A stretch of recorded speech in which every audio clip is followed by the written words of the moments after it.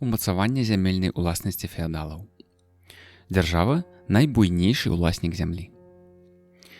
У 15-16 стагоддзях у Беларусі працягвалася развіццё зямельнай уласнасці, эканамічнай асновы палітычнага панавання феадалаў, а таксама фарміраванне прывілеяваных саслоўяў гэтага класа.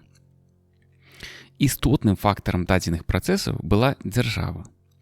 Яна ў асобе вялікага князя літоўскага або гаспадара, у сэнсе манарха, з'яўлялася не толькі вярхоўнай уласніцай усёй тэрыторыі дзяржавы, але і непасрэдна уласніцай шматлікіх так званых гаспадарскіх уладанняў або власцей.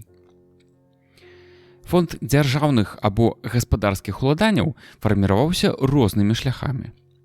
У перыяд актыўнай тэрытарыяльнай экспансіі літоўскай дзяржавы у рукі вялікага князя перайшлі ўладанні тых мясцовых князёў Рурыкавічаў і іх васалаў, якія не падпарадкаваліся яго ўладзе ці па іншых прычынах зніклі з палітычнай арэны. У далейшым гэты фонд пашыраўся за кошт канфіскаваных, падараваных, завешчаных і вымарачных маёнткаў. Так, каля 1500 года, пасля уцёку князя Бельскага ў рускую дзяржаву, быў канфіскаваны яго маёмак Смаляны. У 1542 годзе уласнасцю Жыгімонта сталі ўсе маёнткі вымерлага роду паноў Гаштольтаў, у тым ліку у Беларусі Быхаў, Валожын, Геранёны, Глуск, Парэчча, Радашковічы, Трабы і іншыя.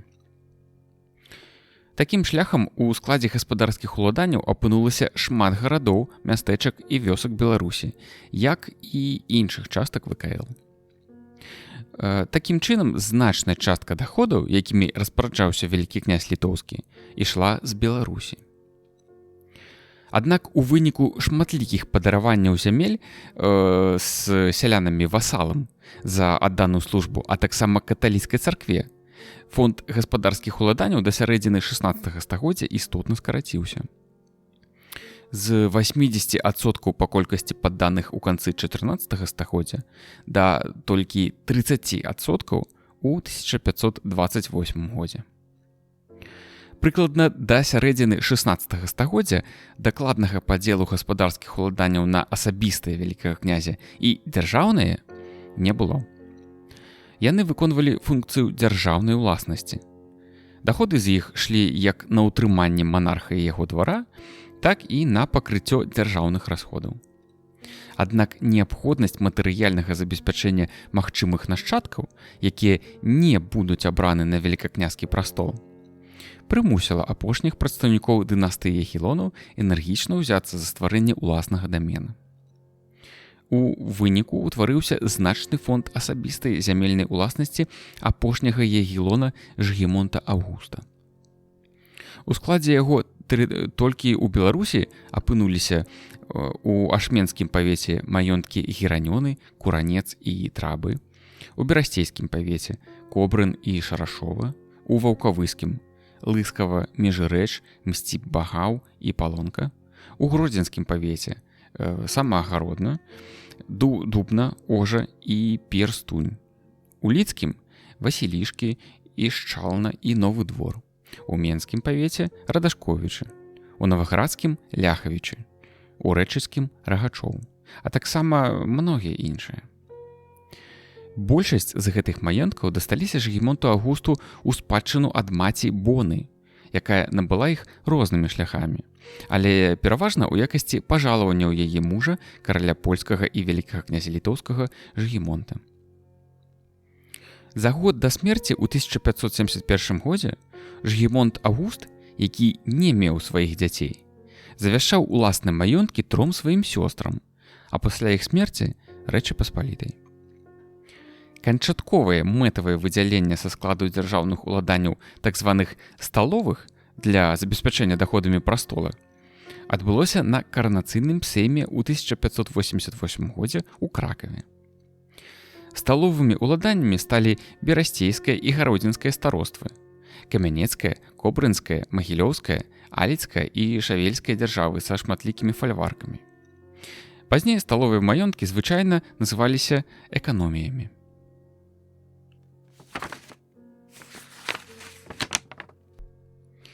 землеўладання феадалаў. Вялікі князь літоўскі узначальваў іерархічную піраміду сваіх васалаў, свецкіх і духоўных феадалаў. Свецкімі феадаламі з'яўляліся воіны або рыцары. Спачатку яны называліся баярамі, а з канца 14 стагоддзя пад уздзеяннем польскага шляхецкага права таксама шляхціцамі і зямянамі. Патомкі рускіх і літоўскіх княжскіх родаў звычайна захоўвалі тытул князь. Тыя ж шляхціцы, якія займалі высокія пасады ў дзяржаўных органах улады, кіравання і суда, мелі сваіх васалаў і сталі карыстацца потым польскім тытулам пан, які перадаваўся ў спадчыну. Пазней, з сярэдзіны 16 стагоддзя, гэты тытул звычайна абазначаў усіх шляхціцаў, якія мелі прыгодных сялян. Духоўнымі феадаламі па паходжанні і статусе з'яўляліся іерархі шматлікіх і разнастайных устаноў праваслаўнай, каталіцкай і іншых цэркваў. Самі такія установы былі карпаратыўнымі духоўнымі феадаламі. Па сваім месцы ў іерархіі свецкіх феадалаў адрозніваліся феадалы-васалы непасрэдна вялікага князя і феадалы-васалы іншых сеньёраў, князёў і паноў. У поліэтнічнай дзяржаве пануючы клас складаўся з розных па этнічным паходжанні і рэлігійнай прыналежнасці груп. Сярод яго былі літоўскія і так званыя рускія феадалы, а таксама татары, палякі, масквічы і іншыя былыя выхадцы з іншых краін, якія рознымі шляхамі натуралізаваліся ў ВКЛ. Звычайна літоўскія і польскія феадалы вызнавалі каталіцызм, так званыя рускія праваслаўе, татарскія іслам. Мяркуючы па прыблізных падліках, асноўная маса феадалаў, што мела маёнткі ў Беларусі, была мясцовага паходжання. У сярэдзіне 16 стагоддзя ў Беларусі феадалаў было прыблізна 162 тысячы чалавек. Гэта значыць 9% усяго яе насельніцтва, а яно складала 1,8 мільёна чалавек. Альбо 46% усіх феадалаў ВКЛ. Іх было прыблізна 350 тысяч чалавек. Сацыяльны статус феадала ў ВКЛ вызначаўся не столькі паходжаннем і вызнаннем, колькі велічынёй зямельнай уласнасці. Прыблізна яе можна падлічыць на падставе даных перапісаў войска ВКЛ 1528 і 67 гадоў. Перапіс быў па колькасці коней. Гэта значыць конных воінаў, якія выстаўляліся кожным феадалам прапарцыянальна колькасці сялянскіх служб. Гэта значыць адзінак абкладання павіннасцямі, што ім належалі. У 1528 годзе адзін конь выстаўляўся з 8 служб, а ў 67 годзе з 10 служб ці з 10 валок. Пры гэтым служба прыраўноўвалася да 2 сялянскіх дымоў. На падставе адпаведных даных усіх феадалаў можна згрупаваць у 5 умоўных сацыяльных катэгорый. Першае, найдрабнейшыя. Яны выстаўлялі толькі аднаго каня. Другая група – дробныя. Яны выставлялі ад 2 до 10 коней. Трэцяя група – сярэднія. Яны выставлялі да 50 коней. Чацвёртыя – буйныя. Ад 51 до 100 коней. І найбуйнейшыя, альбо іх яшчэ назвалі магнаты. Яны выставлялі больш за 100 коней. 10 178 феадалаў, што фігуруюць у перапісе войска ВКЛ 1528 года, выставлялі 19 858 коней. У сярэднім на аднаго феадала прыходзілася амаль 2 каня. Гэта азначае, што большую частку у ВКЛ па велічыні сваёй зямельнай уласнасці складалі найдрабнейшыя альбо дробныя феадалы. 2562 шляхціцы тых паветаў, што цалкам ці часткова былі размешчаны ў Беларусі, выстаўлялі 3873 кані. Гэта значыць па 1,5 каня. Частка найдрабнейшай шляхты не мела ні зямлі, ні сялян. І ў адрозненне ад заможных яе прадстаўнікоў лічылася галатой. Гэта значыць, не з'яўлялася феадаламі ў дакладным сэнсе гэтага паняцця. Такія шляхціцы неслі ваенную службу асабіста, а іншы раз па чарзе. Магнаты складалі не шматлікую, але вядучую ў палітычным жыцці ВКЛ групу феадалаў. У 1528 годзе 14 магнатаў выстаўлялі войска ВКЛ 3892 кані. Гэта значыць па 278 коней з чалавека. А ў 1567 годзе, адпаведна, 16 магнатаў выстаўлялі 4401 каней. Гэта значыць па 275 коней з магната. Большасць асоб гэтай сацыяльнай катэгорыі феадалаў з'яўлялася прадстаўнікамі літоўскай каталіцкай знаці. Рознымі шляхамі, асабліва ў выніку велікакняскіх падараванняў, яна сканцэнтравала ў сваіх руках значную частку фонду шляхецкай зямельнай уласнасці. Яе радавыя невялікія маёнткі былі размешчаны на этнічнай літоўскай тэрыторыі, але пераважная колькасць набытых ёю іншых маёнткаў, звычайна латыфундый, знаходзілася ў Беларусі, асабліва ў яе заходняй і цэнтральнай частках. Поруч з феадаламі-васаламі непасрэдна вялікага князя літоўскага, значную частку шляхты ВКЛ складалі васалы тых феадалаў, якія абавязаны былі выстаўляць у войска больш за аднаго ўзброенага конніка. Яны атрымлівалі ад сваіх сеньёраў маёнткі і абавязаны былі несці з іх ваенную службу ў складзе іх атрадаў.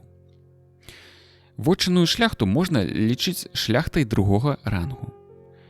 Напрыклад, у 1523 годзе князь Гальшанскі пацвердзіў навечна свайму гальшанскаму баярыну-васалу Міхайлоўскаму свой ранейшы дар людзей з землямі і абавязаў яго з вотчыны і выслугі, цытата, служыць баярскую службу конна і збройна. Пасля сваёй смерці князь дазваляў баярыну служыць з гэтага маёнтку таму сеньёру пану, якому ён сам пажадае. У 1555 годзе гэты дар князя Міхайлоўскаму пацвердзіў Жыгімонт Аўгуст, васалам якога стаў баярын. Колькасць васалаў у розных сеньёраў вызначалася галоўным чынам агульнай велічынёй іх зямельнай уласнасці. Сацыяльны статус вотчыннай шляхты быў ніжэйшы, чым павятовай. Таму яна імкнулася пазбавіцца ад вотчыннай юрысдыкцыі сваіх сеньёраў шляхам законнага пераходу ў склад павятовай шляхты. Гэта значыць непасрэдных васалаў вялікага князя. У прыватнасці, у другой палове 16 стагоддзя частцы шляхты спадкавых маёнткаў, што ўжо сталі ўласнасцю Жыгімонта Аўгуста, гэта ўдалося. Яны былі прыведзены пад павятовую юрысдыкцыю і цалкам ураўнаваны ў правах з павятовай шляхтай. Як ужо адзначалася, частку пануючага класа ВКЛ складалі ураджэнцы іншых краін, якія рознымі шляхамі змаглі тут натуралізавацца. У канцы 14 стагоддзя значную колькасць палонных, а таксама іншых татар, якія згадзіліся служыць вялікаму князю літоўскаму, рассяліў у ВКЛ Вітаўт. Іх маёнткі ў Беларусі знаходзіліся пераважна ў Ашменскім, Наваградскім і Менскім паветах. Пачынаючы з Крэўскай уніі 1385 года, польская шляхта, нягледзячы на пэўныя заканадаўчыя абмежаванні, тым не менш знаходзіла розныя шляхі набыцця зямельнай уласнасці, а тым самым і натуралізацыі ў ВКЛ. Яскравым прыкладам усталявання польскай шляхты ў ВКЛ з'яўляецца натуралізацыя Фронцка-Каспіровіча Радзімінскага з Радзіміна мазавецкага ваяводства і яго нашчадкаў. Каля 1530 года кіеўскі ваявода Андрэй Якубавіч Неміровіч, уласнік Уселюба, падараваў свайму служэбніку Фронцку Каспіровічу двор Несутычы ў Наваградскім павеце, а потым жа таксама селяніна Карнача. Тады ж гэты дар пацвердзіў і Жыгімонт. У 1535 годзе той жа Неміровіч падараваў у Несутычах яму ж яшчэ 3 сялян. Гэта значыць адну службу з умовай несці як васал конную службу. Пасля смерці ваяводы вялікі князь у 1539 годзе пацвердзіў гэты дар з правам служыць каму хаця. У 1543 годзе далей Фронцка з'яўляўся намеснікам полацкага ваяводы Станіслава Станіславіча Давойны. Да 1552 года полацкі намеснік Давойна паспеў набыць справядлівымі і несправядлівымі шляхамі ў полацкім ваяводстве 8 маёнткаў з 66 дымамі сялян розных павіннасных катэгорый. З гэтых маёнткаў ён павінен быў ставіць у полацкую харугву 3 кані.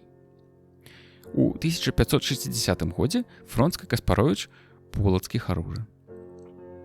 У перапісе татар ВКЛ 1559 года Фронцка Каспаровіч фігуруе як адзін з найбольш актыўных крыўдзіцеляў наваградскіх татар. У 1566 годзе сыну Фронцка Каспаровіча Міхаілу Фронцкавічу замест грошай за службу жаўнерскую ў суме 263 капы грошаў Жгімонт Аўгуст пажалаваў у часовае ўладанне сяло Папковічы Наваградскай воласці, у якім было 24 валокі зямлі. У 1567 годзе Міхаіл Фронцкавіч з Несутыч і іншых маёнткаў выставіў у войска 4 коннікаў на чале са шляхціцам Станіславам Мікалаевічам Троскам, бо сам служыў віленскаму ваяводзе Мікалаю Юрыевічу Радзівілу. У 1568 годзе Жгімонт Аўгуст па хадайніцтве віленскага ваяводы, канцлера ВКЛ, таксама мазырскага і ліцкага старосты, барысаўскага пана Радзівіла, пацвердзіў Міхаілу Фронцкавічу навечна ранейшае пажалаванне за ваенныя заслугі сяля Ждановіча Наваградскай воласці з 24 валокамі зямлі. У 1582 годзе Міхаіл Фронцкавіч з Радзіміна просіць у Стэфана Баторыя дазволу перадаць у пажыццёвае ўладанне свайму сыну Крыштофу Фронцкавічу Несутыцкаму з Радзіміна 2 сялы ў Мазырскай воласці, што былі пажалаваны яму Жгімонтам Аўгустам у часовае ўладанне. Гэта значыць да вяртання яго полацкіх маёнткаў з рук захапіўшых іх рускіх войск. А таксама сяло Гарадзенча Наваградскай воласці і некалькі іншых, што былі таксама часова пажалаваны яму самім Стэфанам, цытата, «за верную цнатлівую службу». Пры гэтым ён аргументаваў просьбу перш за ўсё сваімі значнымі ваеннымі паслугамі Рэчы Паспалітай на працягу многіх гадоў службы. Асабліва пры ўзяцці замкаў Сітна ў 1579 годзе і Азярышча ў 1580 годзе. Стэфан Баторый задаволіў просьбу вернага рыцара. Пасля смерці Крыштофа падкамурны полацкага ваяводства Міхаіла Фронцкавіча з Радзіміна Несутыцкі ў 1601 годзе звяртаецца з аналагічнай просьбай да Жгімонта III, ужо на карысць свайго другога сына Яна. Рады і ўраднікі, асабліва канцлера ВКЛ Леў Сапега, падтрымалі гэтую просьбу, і яна таксама была задаволена. Такім чынам, Фронцка Каспаровіч натуралізаваўся ў ВКЛ, дзякуючы перш за ўсё сваёй ваеннай службе, буйным прадстаўнікам мясцовай эліты Неміровічу і Давойне у якасці іх васала. Насуперак пэўным заканадаўчым абмежаванням, пажалаванням іншаземцам, польскія шляхціцы іншы раз атрымлівалі маёнткі нават у якасці пажалаванняў вялікіх князёў. У 1555 годзе Бона за вялікія заслугі падарыла свайму пінскаму, кобрынскаму і клецкаму старосту Вальчэўскаму і яго жонцы у пажыццёвае ўладанне маёнтак Сялец. Поруч са службай, звычайным шляхам набыцця маёнткаў польскімі шляхціцамі ў ВКЛ былі шлюбы з мясцовымі шляхцянкамі. У выніку шлюбу любленскага зямяніна Уралёўскага з дачкой Храптовіча у рукі іх дзяцей перайшлі маёнткі Свержань Наваградскага і Менскага павету, таксама Сваротва Наваградскага і Слонімскага павету і Косава Слонімскага павету. У 1557 годзе Неміроўна са згоды мужа падаравала дачцы Раіне і яе мужу польскаму шляхціцу Красоўскаму сваю частку маёнтка Вераскава. У 1567 годзе Красоўскі выстаўляў з гэтага маёнтка аднаго конніка. Дачка Дароўскага і неміроўнай Барбара, насуперак волі бацькі і папярэдняй дамове аб шлюбе з польскім шляхціцам Станіславам Майкоўскім, пайшла замуж за польскага шляхціца Гастомскага. У выніку гэтага ён стаў уласнікам шэрага маёнткаў. Шлюб дазволіў польскаму шляхціцу Рудкоўскаму стаць адным з уласнікаў сяла Багушевічы Менскага павету. Таксама у выніку шлюбу Андрэя Цёлка, шляхціца Варшаўскага павета Мазавецкага ваяводства з Ганнай Падарэўскай, уласніцай маёнтка Косічы. Гэты маёнтак у канцы 16 стагоддзя апынуўся ў руках іх сына Адама, земляніна кароны польскай.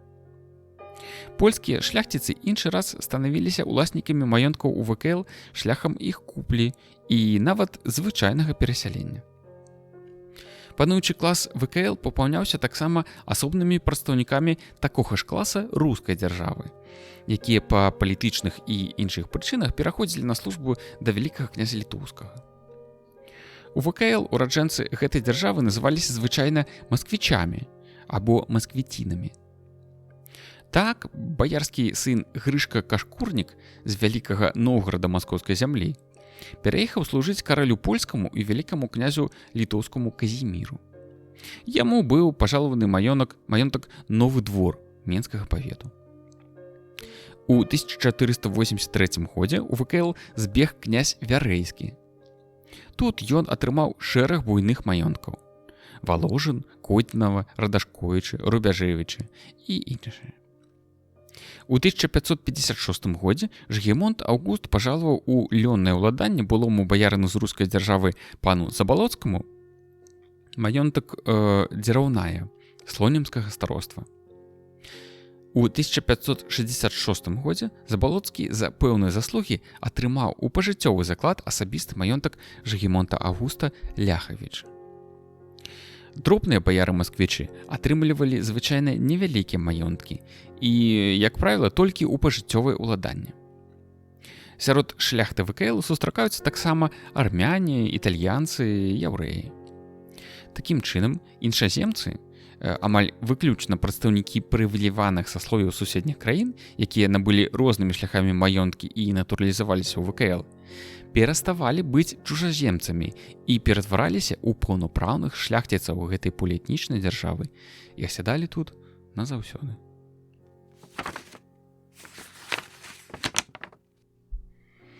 Царкоўная ўласнасць.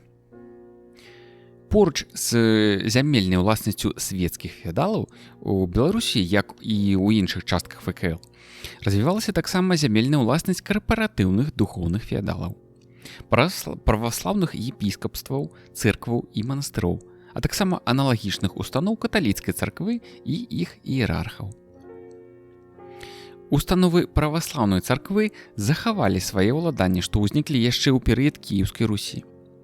У 15-16 стагоддзях яны працягвалі павялічвацца, хоць і не вельмі значна, у выніку пажалаванняў вялікага князя Літоўскага, але ў асноўным дароў праваслаўных феадалаў. Бо існаванне царкоўных устаноў матэрыяльна забяспечвалася не толькі пры іх заснаванні, але і ў далейшым. Царкоўныя маёнткі былі размешчаны ў тых паветах ВКЛ, дзе пераважала праваслаўнае насельніцтва. Так, пан Храптовіч, уласнік маёнтка Шчорсы Наваградскага павета, у 1488 годзе падараваў царкве Божай Маці Лаўрышанскага манастыра сваіх данніка і парабка. У пачатку 16 стагоддзя значнае матэрыяльнае забеспячэнне грашыма, збожжам, зямлёй і іншым атрымала ад князя Яраславіча і яго сына Фёдара, нашчадкаў вялікага маскоўскага князя Івана Данілавіча Каліты, саборная царква Дзмітрыя ў гарадку Давыдавым. Пазней гэтыя дары пацвердзілі Жгемонт і Бона. У 1569 годзе па просьбе сялян і з дазволу Жгемонта Аўгуста у яго сяле Сухаполе Берасцейскага павета была пабудавана праваслаўная царква. Яна таксама была забяспечана зямлёй. Пэўнае ўяўленне аб землеўладанні праваслаўнай царквы, у прыватнасці ў полацкім ваяводстве, даюць рэвізіі гэтага ваяводства 1552 года. Згодна з імі, 38 розным установам праваслаўнай царквы, якія поўна апісаны ў рэвізіі, належала 56% усіх сядзібных участкаў у Полацку і 18% усіх сялянскіх гаспадарак у 110 сёлах. Большасць іх уладанняў была зруйнавана ў гады Лівонскай вайны. Адным з буйных праваслаўных духоўных феадалаў Беларусі быў кіеўскі Пячорскі манастыр. Толькі тут яму належалі сёлы Барсукі, Пячэрск, Хомічы і Цывіркава ў Аршанскім павеце, Аравічы і Ігдзень у Кіеўскім, Дзямідава ў Мазырскім, Вольніца, Даколь, Дуброва і Харомцы ў Наваградскім павеце, Моталь і Опаль у Пінскім павеце і іншыя. Зямельныя ўладанні ў Беларусі мелі розныя установы праваслаўнай царквы. Такім чынам, праваслаўная царква заставалася адным з феадальных уласнікаў зямлі ў ВКЛ. Аднак яна была бяднейшая, чым каталіцкая. З канца 14 стагоддзя ў працэсе дзяржаўнай палітыкі насаджэння каталіцызму, што актыўна праводзілася вялікім князем літоўскім і літоўскай знаццю, у Беларусі, як і ў іншых частках ВКЛ, узнікла і хутка пашыралася зямельная ўласнасць шматлікіх устаноў каталіцкай царквы, біскупстваў, касцёлаў, кляштараў і гэтак далей. Яна пашыралася ў выніку пажалаванняў і гарадоў. Яе розныя установы, што ў вялікай колькасці засноўваліся пераважна ў паўночна-заходняй частцы Беларусі, шчодра забяспечваліся зямлёй з сялянамі, а таксама іншы раз дзесяцінамі з панскіх гаспадарак. У выніку гэтага да сярэдзіны 16 стагоддзя каталіцкая царква стала адным з буйнейшых феадалаў у ВКЛ. У гэты час толькі віленскаму біскупству, капітулу і парафіяльным касцёлам віленскай дыяцэзіі належала каля 3% усіх дымоў у ВКЛ. Значная колькасць буйных валасцей належала віленскаму біскупству. Большасць з іх знаходзілася ў Беларусі. Бакшты і Першай у Ашмянскім павеце, Бяродзічы ў Берасцейскім, Віды ў Браслаўскім, Ервяты ў Віленскім, Дуброўна ў Ліцкім, Блужа, Воўча, Ігумен і Шыпяны ў Менскім, Убраць у Мазырскім, Мядзведзічы ў Наваградскім, Стрэшын у Рэчацкім і многія іншыя. Шматлікія маёнткі ў Беларусі належалі таксама іншым установам каталіцкай царквы. Уласнікамі зямельных уладанняў былі і каталіцкія ордэны. У цэлым, у сярэдзіне 16 стагоддзя каталіцкай царкве належала каля 5% усёй зямельнай уласнасці ВКЛ. Запрошаны ў пачатку 70-х гадоў у ВКЛ езуіцкі ордэн, дзякуючы падтрымцы вялікага князя літоўскага і літоўскай каталіцкай знаці, стаў хутка ператварацца ў буйнога феадальнага ўласніка зямлі. У працэсе першапачатковага фарміравання латыфунды езуіцкага ордэна ў Беларусі найбольш значнымі актамі стала заснаванне езуіцкай калегіі ў Полацку і пажалаванне ёй Стэфанам Баторыем у 1582 годзе усіх маёнткаў полацкіх цэркваў і манастыроў, акрамя уладычных і праваслаўнай веры, з мэтай насаджэння тут каталіцкага веравызнання. Таксама была перадача ёй усіх былых дзяржаўных даходаў з гэтых маёнткаў.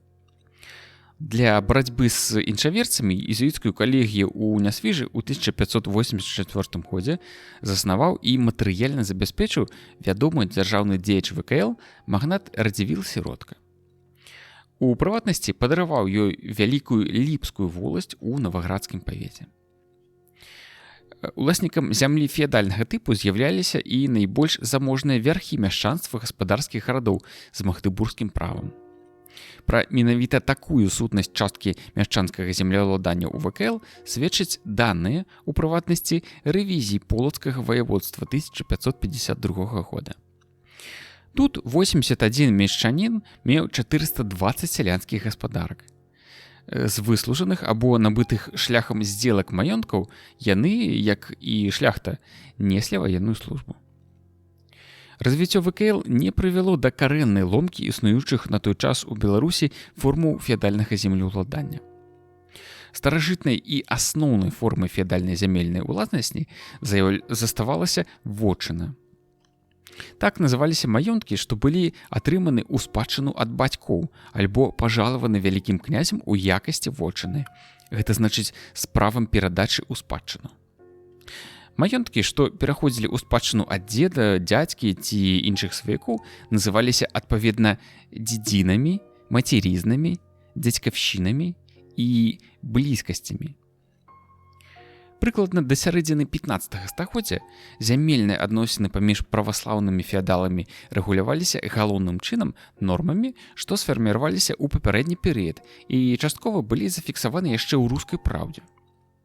У агульнай форме яны былі пацверджаны ў канцы 14 стагоддзя вітаўтам, прывілеямі віцебскай, полацкай і некаторым іншым землям ВКЛ. Прывілеямі 1387 і 1413 гадоў на ўзор прывілеяў польскай шляхты было ўзаконена права ўласнасці на вотчыны тых літоўскіх феадалаў, якія прынялі каталіцызм.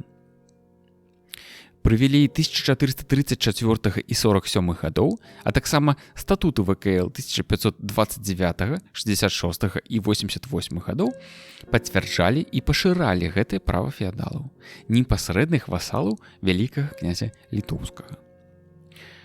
Законы гарантавалі толькі феадалам магчымасць перадаваць вотчыны ў спадчыну, прадаваць, мяняць, дарыць і закладаць іх ва ўстаноўленым парадку.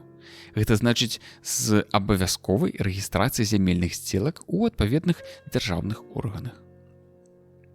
Аднак у канцы 15 стагоддзя права распараджэння вотчынамі было абмежавана правам членаў роду на выкуп, што было абумоўлена неабходнасцю забеспячэння ваеннай службы. Таму да статута 1566 года забаранялася адчуждаць больш за трэць вотчыны.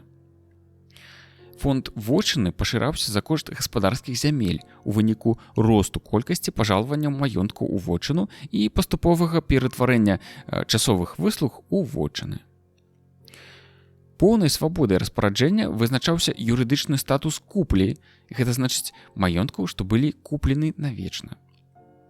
Вельмі распаўсюджанай формай часовага ўладання маёнткамі або іх часткамі былі застава закуп. Гэта значыць перадача маёмасці ў валоданне крэдытору да звароту доўгу. Шырокія правы феадалаў на распараджэнне вотчынамі, куплямі і заставамі былі важнай умовай пераразмеркавання зямельнай уласнасці паміж рознымі слаямі феадалаў шляхам разнастайных зямельных здзелак. Такім шляхам, у прыватнасці, фарміравалася латыфундыі магнатаў і буйных феадалаў за кошт іншых сацыяльных катэгорый. Адной з распаўсюджаных форм феадальнага землеўладання былі выслугі або даніны. Гэта значыць маёнткі, пажалаваныя вялікім князем літоўскім на розных умовах. Пры вітаўце сістэма пажалаванняў зямель з сялянамі як галоўны спосаб узнагароджання і мабілізацыі васалаў набыла масавы характар. Існавалі дзве асноўныя формы пажалаванняў – учасовае і пастаяннае ўладанне. Добрым феадалам маёнткі жалаваліся пераважна ў часовае ўладанне. Цытата «да волі і ласкі гаспадарскай». Таксама «да ачышчэння адчызны», «да жывата». Гэта значыць пажыццёвы і гэтак далей. Права распараджэння такімі маёнткамі было абмежавана неабходнасцю дазволу вялікага князя. Таму паступова феадалы дабіліся ператварэння многіх з іх у вотчыну яшчэ да Люблінскай уніі 1569 года. Буйным феадалам і да гэтага часу за асаблівыя заслугі маёнткі, нярэдка вялікія, жалаваліся звычайна ў поўную ўласнасць. Іх атрымлівалі пераважна прадстаўнікі літоўскай каталіцкай знаці, а таксама кіруючыя установы каталіцкай царквы. Прамежкавай формай былі пажалаванні маёнткаў на лённым праве. Гэта значыць з правам наследавання нашчадкамі толькі мужчынскага полу. Такія выслугі некаторым феадалам, асабліва буйным, таксама ўдавалася ператварыць у вотчыны. Асноўнай тэрыторыяй пажалаванняў з'яўлялася Беларусь, перш за ўсё яе заходняй і цэнтральнай тэрыторыі.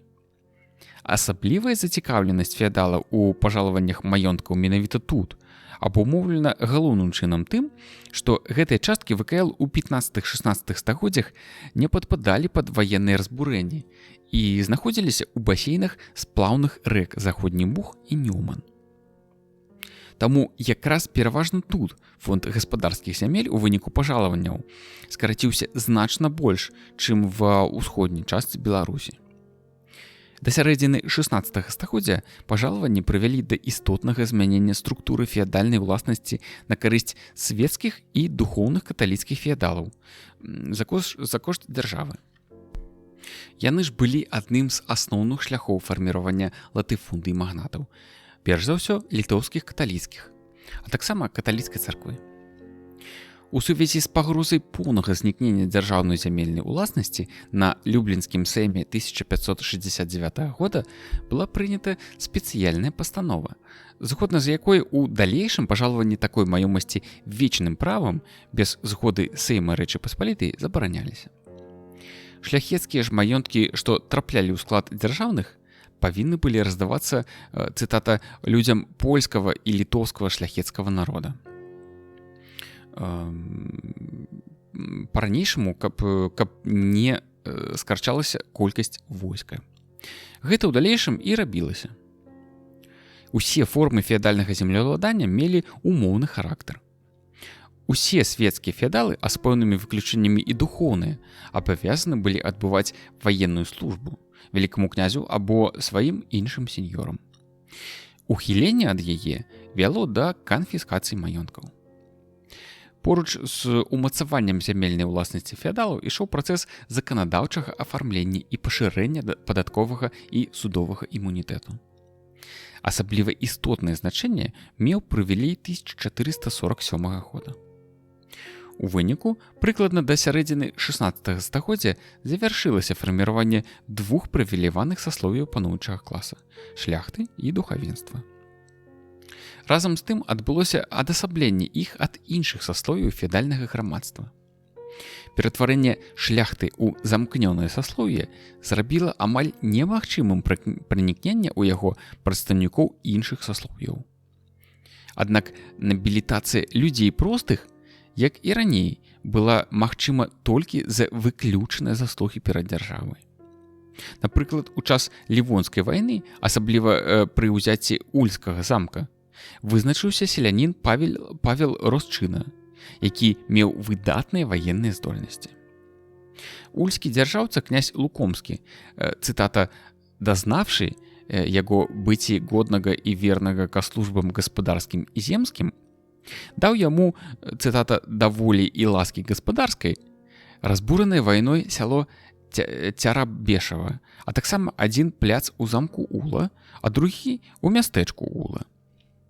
У чэрвені 1570 года Росчына прыехаў у Варшаву на вальны сейм Рэчы Паспалітай і звярнуўся да Жгімонта Аўгуста з просьбай пацвердзіць гэтую выслугу навечна. Пры гэтым за яго хадайнічалі не толькі некаторыя члены рады караля польскага і вялікага князя літоўскага, але і паслы каралеўства польскага і ВКЛ. Жгімонт Аўгуст, улічваючы адпаведнае пажаданне, задаволіў просьбу Росчына, абавязаўшы яго несці ваенную службу конна, збройна, як і іныя земляне нашы шляхта. Такім чынам, на працягу 15-16 стагоддзяў заканадаўча ўмацавалася манапольнае права феадалаў на зямельную уласнасць і іншыя прывілеі пануючага класа, а на гэтай аснове сфарміраваліся прывілеяваныя саслоўі шляхты і духавенства. Умацаванне эканамічных і палітычных пазіцый феадалаў ішло ў значнай ступені шляхам прыстасавання феадальных інстытутаў як старажытнай Русі, ВКЛ, так і асабліва каралеўства польскага для патрэбаў пануючага класа.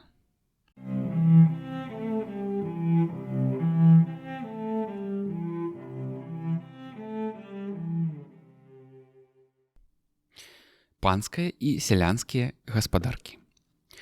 Станаўленне фальварачна-паншчыннай сістэмы. Уласная гаспадарка феадалаў вядома з часоў старажытнай Русі. Для забеспячэння асабістых і гаспадарчых патрэб у сельскагаспадарчай прадукцыі феадалы стваралі такія гаспадаркі амаль ва ўсіх сваіх дварах, то бок адміністрацыйна-гаспадарчых цэнтрах маёнткаў. Таму ў крыніцах тэрмінам «двор» абазначана звычайна і сама панская гаспадарка. У 16 стагоддзі яна стала называцца і польскім словам «фальварак». Прыкладна да сярэдзіны 15 стагоддзя панская гаспадарка мела натуральны характар. Сельская гаспадарчая прадукцыя ў ёй выраблялася на аснове працы челядзі нявольнай і данін прадукцыі сялянскіх гаспадарак для патрэб феадалаў. Але пад уздзеяннем галоўным чынам росту попыту на сельгаспрадукцыю на ўнутраным і асабліва на знешнім рынку характар панскай гаспадаркі паступова, але істотна мяняецца.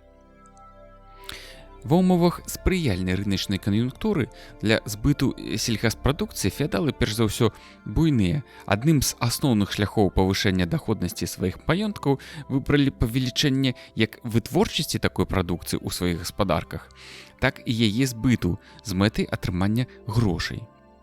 Гэты працэс выявіўся ў пашырэнні ворыва старых двароў і арганізацыі новых. Напрыклад, у маёнтках віленскага каталіцкага біскупства, большая частка якіх была размешчана на тэрыторыі Беларусі, у 15 стагоддзі было 23 двары, а ў сярэдзіне 16 стагоддзя ўжо 50 двароў. Да сярэдзіны 16 стагоддзя тыя рэгіёны Беларусі, што былі размешчаны ў басейнах сплаўных рэк Заходні Буг і Нёман і на прылеглых да іх тэрыторыях, пакрыліся густой сеткай панскіх двароў з фальваркамі. Ва ўсходняй жа частцы Беларусі, якая знаходзілася ў басейнах Заходняй Двіны і асабліва Дняпра, панскія двары з фальваркамі ствараліся значна радзей. Гэта было абумоўлена пераважна такімі істотнымі неспрыяльнымі для развіцця фальваркаў фактамі, як пастаянныя ваенныя разбурэнні гэтых рэгіёнаў у ходзе амаль бесперапынных шматлікіх войн канца 15-16 стагоддзяў паміж ВКЛ і Масквой. А ў Падняпров'і яшчэ і адсутнасць зручных водных шляхоў для транспарціроўкі сельскагаспадарчых тавараў у буйныя цэнтры міжнароднага гандлю. Гэта парты Балтыйскага мора, Гданьск, Кралявец і Рыга, а таксама іншыя буйныя эканамічныя і палітычныя цэнтры ВКЛ і суседніх краін. Поруч з прыкметным ростам таварнасці панскай гаспадаркі, другой істотнай яе рысай яе рэарганізацыі было ўвядзенне і павелічэнне паншчыны, прымус да яе выканання ўсё большай колькасці сялян. Усё гэта абумовіла ператварэнне даўнай натуральнай панскай гаспадаркі ў фальварк. Гэта значыць у такую гаспадарку, у якой вытворчасць сельгаспрадукцыі была заснавана на працы прыгонных сялян, а не нявольнай чэлядзі, і мела, як правіла, у значнай ступені таварны, а не натуральны характар. Паводле шматлікіх дадзеных разнастайных крыніц, да сярэдзіны 16 стагоддзя панскі двор з фальваркам усталяваўся ў той частцы Беларусі, што была размешчана на захад ад вельмі прыблізнай умоўнай лініі Пінск, Слуцк, Менск, Полацк. Усталяванне ў Беларусі да сярэдзіны 16 стагоддзя фальварка у якасці пануючай формы арганізацыі ўласнай гаспадаркі феадалаў з'яўляецца найбольш важнай рысай яе эвалюцыі тут у 15-16 стагоддзях. Такім чынам, да сярэдзіны 16 стагоддзя склаліся аптымальныя ў тых умовах сетка фальваркаў і іх плошчы. Таму ў ходзе аграрнай рэформы не адбылося істотных змен ні ў колькасці фальваркаў, ні ў іх плошчы. Аднак шэрагам мер яна садзейнічала значнаму паляпшэнню гаспадарання ў фальварках. У вузкім сэнсе панскі двор гэта перш за ўсё сядзіба, месца пастаяннага жыхарства феадала і яго упраўляючага. Таму яны, як ужо адзначалася, па сутнасці з'яўляліся адміністрацыйна-гаспадарчымі цэнтрамі малых і вялікіх маёнткаў. Многія двары знаходзіліся каля населеных пунктаў рознага тыпу, а некаторыя ў іх. На тэрыторыі вялікіх маёнткаў звычайна былі двары не толькі іх уласнікаў, але і васалаў апошніх. У 30-е годы 16 стагоддзя ролю адміністрацыйна-гаспадарчага цэнтра вялікай воласці іграў, напрыклад, двор Радашковічы, пана Гаштольта. У воласці гэтага двара былі замак, мястэчка і яшчэ яго два двары, а таксама некалькі маёнткаў з дварамі яго васалаў. Памеры двароў і фальваркаў, а таксама іх колькасць у розных сацыяльных катэгорый феадалу былі неаднолькавымі. Гэта абумоўлівалася перш за ўсё велічынёй іх маёнткаў, а таксама колькасцю апошніх. Частка феадалаў мела па некалькі двароў, што былі размешчаны ў розных маёнтках як аднаго павета, так і некалькіх. Так, у кожнага з паноў корсакаў было па некалькі маёнткаў з дварамі, што знаходзіліся каля аднайменных мястэчак і сёл полацкага ваяводства. Вялікія князі літоўскія і іншыя буйныя ўласнікі не маглі самі кіраваць сваімі шматлікімі маёнткамі. Таму яны даручалі ўпраўленне імі давераным асобам, намеснікам або вряднікам, дзяржаўцам, старостам, цівунам і гэтак далей. Апошнія ў сваёй распарадча-гаспадарчай дзейнасці павінны былі кіравацца адпаведнымі інструкцыямі. За выкананне такіх функцый яны атрымлівалі пэўную долю даходаў маёнткаў. Паводле даных крыніц 16 стагоддзя, што захаваліся, панскі двор з фальваркам у гэты час уяўляў сабою комплекс разнастайных жылых і гаспадарчых пабудоў, а таксама сельскагаспадарчых угоддзяў. Фальваркі з'яўляліся шматгаліновымі гаспадаркамі. Пераважнае значэнне мела раслінаводства. Яго асновай была вытворчасць збожжа, асабліва жыта. Плошча раллі асобных фальваркаў большасці феадалаў звычайна складала некалькі дзесяткаў гектараў. Але ў буйных феадалаў яна, як правіла, перавышала 100 гектар. У буйных феадалаў пасевы і запасы асноўных збожжавых культур былі значна большымі, чым у тых, што ускосна можна сведчыць пра таварны кірунак гэтай галіны панскай гаспадаркі. Другой важнай галіной з'яўлялася жывёлагадоўля, асабліва конегадоўля.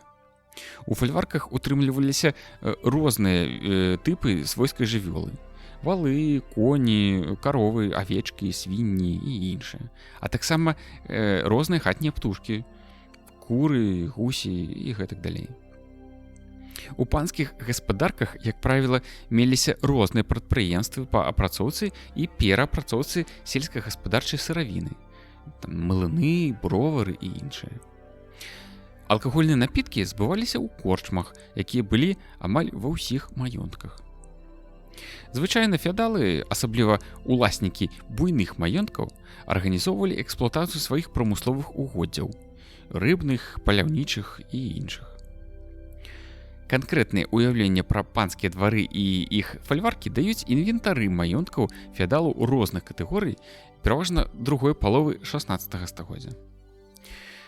Так, паводле інвентара 1549 года у двары Камянец вялікага маёнтка Радашковічы, які пасля смерці ўдавы магната пана Гаштольта княгінь Вярэйскай як вымарачны перайшоў у склад гаспадарскіх уладанняў, былі царква, а таксама розныя жылыя і гаспадарчыя пабудовы: 2 дамы, хата чорная, склеп з бярвення, 2 свірны з бярвення, кухня. Каля двара знаходзіліся пчальнік з адной пчалінай сям'ёй, абора з хлявамі для ўтрымання хатняй жывёлы, гумно з клуні для малацьбы, еўні для сушкі снапоў, адрыны для захоўвання саломы. Акрамя таго, гэтаму двару належаў вялікі абшар зямлі, які складаўся з розных сельгасугоддзяў і лясоў. Дваровай вольнай зямлі тут было каля 339 гектар. Нязначная частка яе была выдзелена пад агарод, а астатнія ж 9 дзялянак раллі знаходзіліся ў розных месцах, як каля двара, так і на значнай адлегласці, каля 2 кіламетраў ад яго. Усе палі ў адпаведнасці з трохпольным севазваротам былі падзелены на 3 часткі. Да таго ж, звычайна апрацоўвалася толькі нязначная частка ворава. Так, пад жытам было 7% усяго ворава, пад папарам 12%, пад яравы палетак прызначалася 6%, а ўсяго 25%. Астатнія 75% 30 лет не апрацоўваліся і таму ператварыліся ў аблоху, якая зарасла хмызняком і выкарыстоўвалася як паша. Такім чынам, у гэтай панскай гаспадарцы трохпольны севазварот быў істотна парушаны. Штогод засявалася не 2/3 ворыва, як пры рэгулярным трохполі, а значна менш за трэць. Асноўнымі сельскагаспадарчымі культурамі, якія вырошчваліся на камянецкіх палях, былі жыта, авёс, ярыца, пшаніца, ячмень, грэчка, гарох, каноплі. Паводле фрагментарных даных, 1549 год быў неспрыяльны для развіцця раслін. Тут, як і ў іншых дварах маёнтка Радашковічы, адно пасеянае зерне давало толькі каля 2 зярнят. У панскай гаспадарцы двара Камянец колькасць хатняй жывёлы была нязначная. Карова, вол, бык, 3 цялушкі, ялавіца, 10 авечак, 3 казы, 6 свіней, 19 курэй і 5 гусей. Улічваючы тое, што сенажацяў тут было шмат, на 326 вазоў сена, можна меркаваць, што жывёлагадоўля ў гаспадарцы таксама была ў заняпадзе. Пра заняпады гэтай гаспадаркі сведчыць і тое, што ў дрэнным стане знаходзіліся існуючыя стаў, грэбля, млын і сажалкі, хоць спрыяльныя прыродныя умовы давалі магчымасць пабудаваць іх некалькі. Да двара Камянец прылягала вялікая балоцістая пушча, якая распрасціралася з поўначы на поўдзень на 16 кіламетраў, а з захаду на ўсход таксама на 16 кіламетраў. Гэта значыць, яе плошча складала каля 243 квадратных кіламетраў. У ёй вадзіліся мядзведзі, ласі і іншыя звяры. Усе сельскагаспадарчыя работы ў панскай гаспадарцы выконвалі нявольная чэлядзь, цяглыя людзі, бортнікі, а таксама часткова путныя баяры і агароднікі. Як сведчыць рэестр 1563 года двара Відахошча Менскага павету, які належаў пану Івашэнцавічу, на сядзібе былі розныя пабудовы. 2 дамы на падклецях, скарбовы свіран, 4 клеці, пякарня, чалядня, жытнік, бровар, кухня, склеп, 2 стайні, 2 адрыны і лазня. Каля двара знаходзілася гумно з пуняй, 2 клунямі і адрынай, абора, 2 млыны. У свірне захоўваліся галоўным чынам прадметы ваеннага рыштунку, панцыры, прылбіцы, стрэлы і іншыя. На гарышчы аднаго з дамоў зберагалася свіное мяса ў выглядзе полцяў і кумпякоў, а ў падклецях грэчка, розны солад і сена. У гумне было складзена шмат збажыны, 66 коп снапоў жыта, 50 коп апса, 45 коп ярыцы, 35 коп пшаніцы, 30 коп ячменю, 13 коп грэчкі, усяго 239 коп снапоў. У аборы размяшчалася розная жывёла. 2 валы, 5 кароў, 12 свіней, столькі ж авечак і казёл. Тут знаходзілася 12 гусей. Паводле рэестра 1598 года фальварка Чурылавічы, таго ж павета, які належаў Менскаму касцёлу, тут былі розныя пабудовы, у тым ліку чорныя хаты, піўніца, сырнік, свірны, пуні для жывёлы, хлявы для свіней, гусей і качак, гумно з пунямі для збажыны і сена, і асеццю з токам і іншыя. Дваровае ворыва было засеяна жытам, грэчкай, ячменём і просам. Значная колькасць збажыны захоўвалася ў свірне. 30 бочак жыта, 15 пшаніцы, 12 ячменю, 9 ярыцы і па 8 бочак аўса і грэчкі. У фальварку Чурылавічы мелася значная колькасць рознай свойскай жывёлы. 17 валоў, 8 рабочых кляч, 8 кароў, 4 цялушкі, 3 быкі, 35 авечак, 26 свіней, 42 гусі, 88 качак, 75 курэй і 12 каплуноў. Вялікімі сядзібамі былі двары Гатава і Новы двор у Менскім павеце, які ў 1590 годзе атрымалі ў спадчыну паны Мікалай, Крыштоф і Аляксандр Мікалаевічы Служкі. Крычаўскія старосцічы, гэта значыць сыны крычаўскага старосты. У двары Гатава былі 4 дымы, у тым ліку 1 для ткачоў, а другі для чэлядзі, грыдніца для вазніц і працак. Кухня, 2 хаты, 2 стайні, 4 свірны, пякарня, піўніца, бровар з адпаведным начыннем і іншыя пабудовы. У аборы гэтага двара з 4 хлявамі утрымліваліся 2 валы, 3 каровы, 6 быкоў, 6 цялят, 8 авечак, 8 коз, 24 свіні, 8 курэй. У гумне з 3 адрынамі і асецю захоўвалася шмат немалочнага збожжа. Пшаніца 60 коп снапоў, ярыца 20 коп, жыта 3 капы, а таксама па некалькі бочак малочанага ячменю і жыта. Разам з тым, тут у шматлікіх свірнах захоўвалася вялікая колькасць розных рэчаў. Адзенне, пасцельныя прыналежнасці, сталовыя прыборы, посуд рознага прызначэння, тканіны і іншае. Большая частка іх была куплена. Пры гэтым некаторыя з іх мелі, магчыма, іншаземнае паходжанне, напрыклад, сярэбраныя лыжкі і кубкі. У многім аналагічнай была забудова і другога двара паноў, служак новага двара.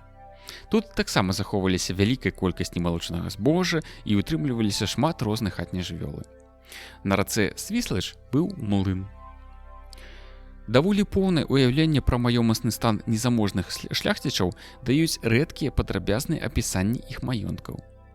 Такі дэталёвы інвентар маёнтка Беліца з ацэнкай многіх рэчаў і сялян быў складзены ў 1594 годзе у сувязі з перадачай яго за даўгі па рашэнні суда пану Мамонічу, скарбнаму ВКЛ. Так, дом быў ацэнены ў 5 коп грошаў, свіран на падклеце ў 1 капу, сырніца на падклеце ў 2 капы, стайня на 6 коней у 30 грошаў, прадметы хатняга начыння у прамежку ад 3 да 30 грошаў кожная. Розныя жывёлы ў прамежку ад 3 да 40 грошаў кожная. Рознае збожжа у прамежку ад 3 да 8 грошаў за капуст на пол. Путны баярын быў ацэнены ў 30 коп і 30 грошаў, двое сялян у 20 коп і пустоўшчына ў 5 коп. Кошт усяго маёнтка Беліца складаў каля 146 коп грошаў. Падобны ж інвентар маёмасці шляхціча быў складзены і ў 1599 годзе у сувязі з перадачай за даўгі ў 350 коп грошаў двара пруд маёнтка Відагошча ад пана Хлудзеня пану Макаравічу, земскаму суддзі Менскага павета. Тут розныя дваровыя пабудовы былі ацэнены ў 10 коп грошаў, розныя збожжа ў снапах у прамежку ад 10 да 20 грошаў за капу, розная хатняя жывёла ад 1 гроша да 2 коп грошаў, усе дамовыя бочкі, вёдры, кадзі, ушаткі і іншыя ў 3 капы 30 грошаў і гэтак далей. Увесь кошт маёмасці двара пруд складаў каля 125 коп грошаў. У 16 стагоддзі многія феадалы, асабліва уласнікі вялікіх лясоў, так званых пушч, разгарнулі інтэнсіўную вытворчасць лесаматэрыялаў, попелу і іншых лесных тавараў, што карысталіся значным попытам на знешнім рынку. Развіццё панскай гаспадаркі вяло да павелічэння вытворчасці сельскагаспадарчай і прамысловай прадукцыі. Пашырэнне яе збыту ўзмацняла сувязі панскай гаспадаркі з унутраным і знешнімі рынкамі.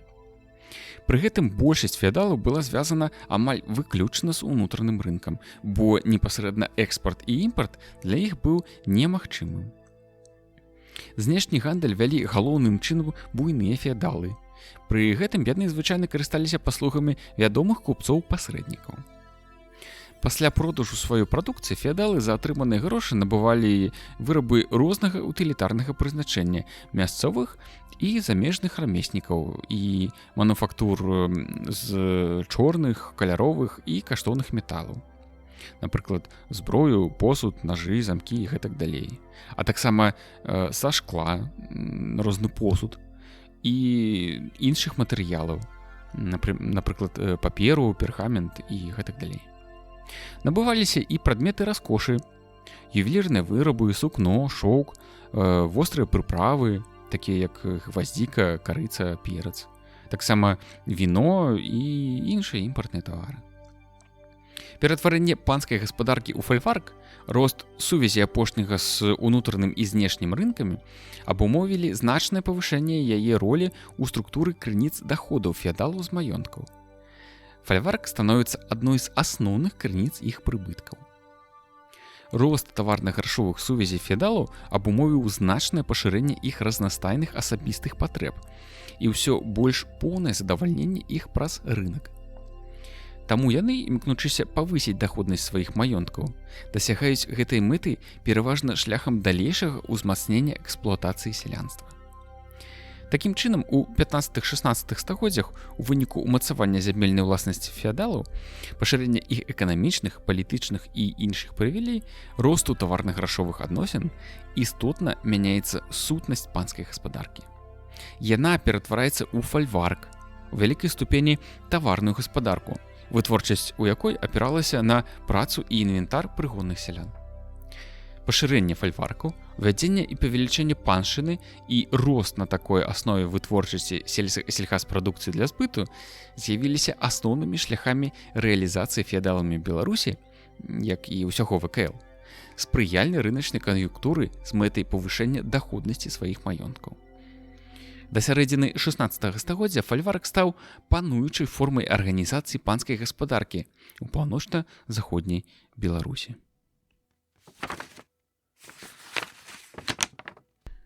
Сялянская гаспадарка.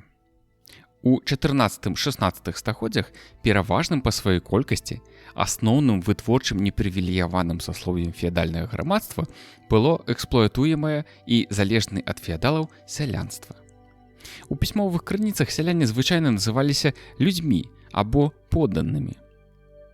Агульныя назвы сялян, як правіла, дапаўняліся вызначэннямі іх канкрэтнага сацыяльнага статуса. Яны характарызавалі, па-першае, прыналежнасць сялян той ці іншай катэгорыі феадалаў. Гэта маглі быць дзяржаўныя, шляхецкія, духоўныя. Па-другое, выкананне той ці іншай галоўнай павіннасці.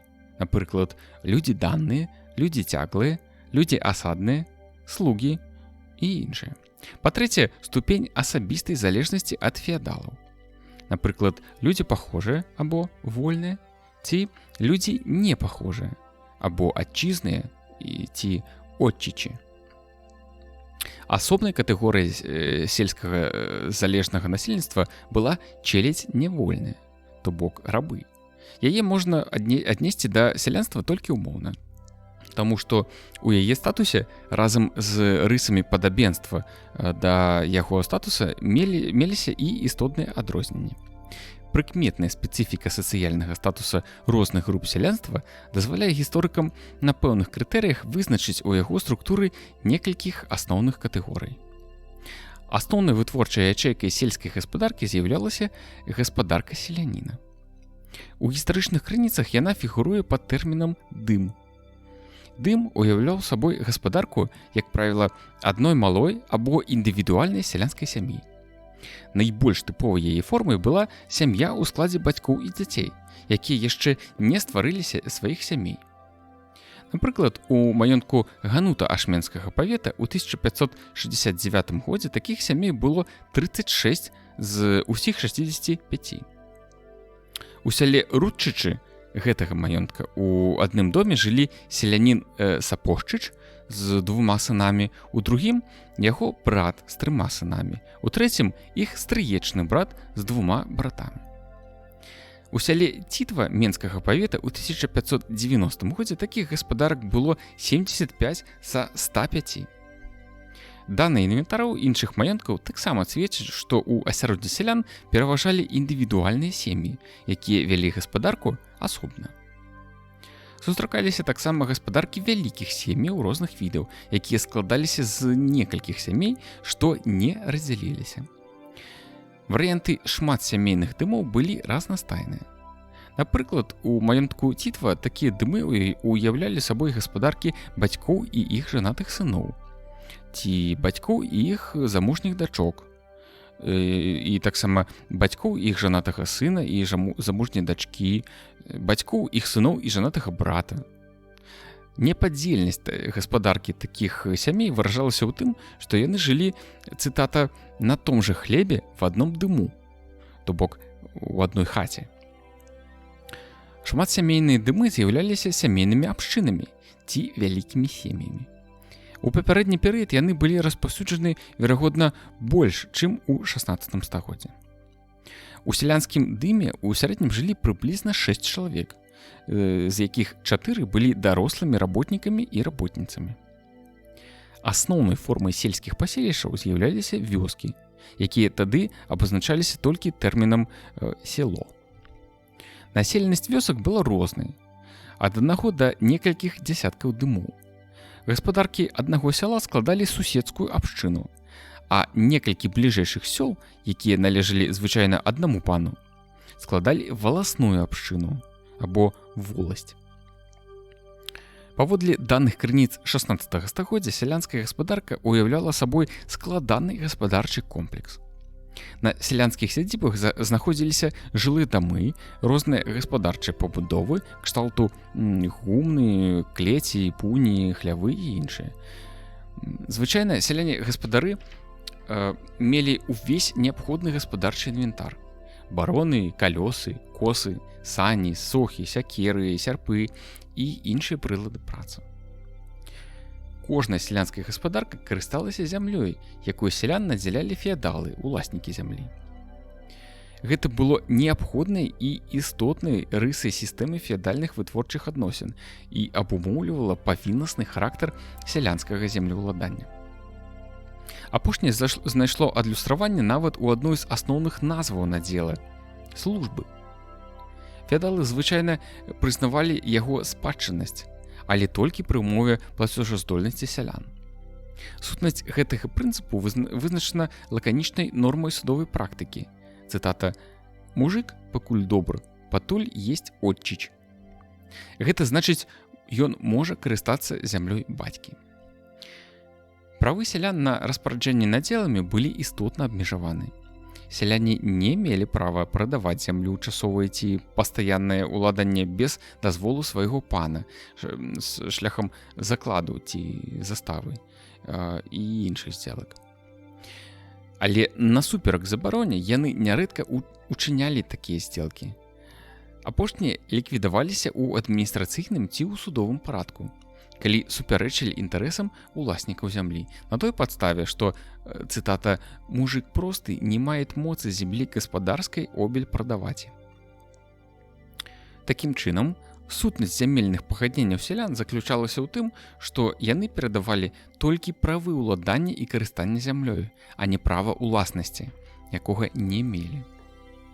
Таму фактычная магчымасць сялян распараджацца сваімі надзеламі без дазволу ўласнікаў зямлі магла ў некаторай ступені суіснаваць з манаполіяй феадалаў на асноўны сродак вытворчасці. У зямельных пагадненнях сялян своеасабліва выяўлялася характэрная для феадальных вытворчых адносін некаторая гаспадарчая самастойнасць непасрэдных вытворцаў. Асноўнымі сельскагаспадарчымі угоддзямі ў складзе сялянскіх надзелаў былі ворывы і сенакосы. Да сярэдзіны 16 стагоддзя надзелы розных гаспадарак, як правіла, вельмі адрозніваліся па сваёй плошчы не толькі ў розных маёнтках, але іншы раз нават у адной і той жа вёсцы. У сярэднім на адзін сялянскі дым прыпадала прыблізна да 10,5 гектар розных асноўных угоддзяў. У тых выпадках, калі сялянам зямлі не хапала, яны ў залежнасці ад патрэб і магчымасці сваіх гаспадарак з дазволу феадалаў распрацоўвалі дзялянкі, занятыя лесам або бралі пустуючыя землі, а калі-нікалі нават набывалі зямлю за грошы ў часовае ці пастаяннае карыстанне. Акрамя індывідуальных надзелаў, сяляне адной або некалькіх суседскіх сельскіх абшчын мелі права карыстацца рознымі агульнымі угоддзямі, пераважна ў навакольных лясах. Сяляне працягвалі асвойваць землі, занятыя лясамі, але прыдатныя для сельскай гаспадаркі. Падсечка, вырубка і спальванне хмызнякоў і дрэў з'яўляліся неабходнымі этапамі ператварэння лясоў у сельскагаспадарчыя угоддзі. Працэс асваення ішоў пастаянна і паўсюдна, хоць і з рознай ступенню інтэнсіўнасці ў розных рэгіёнах. З асваеннем сялянамі зямель, занятых лясамі, павялічвалася агульная плошча сельскагаспадарчых угоддзяў, пашыраліся арэалы старажытных сёл, узнікалі новыя паселішчы. Сялянская каланізацыя была адной з важных умоў павелічэння вытворчасці сельскагаспадарчай прадукцыі.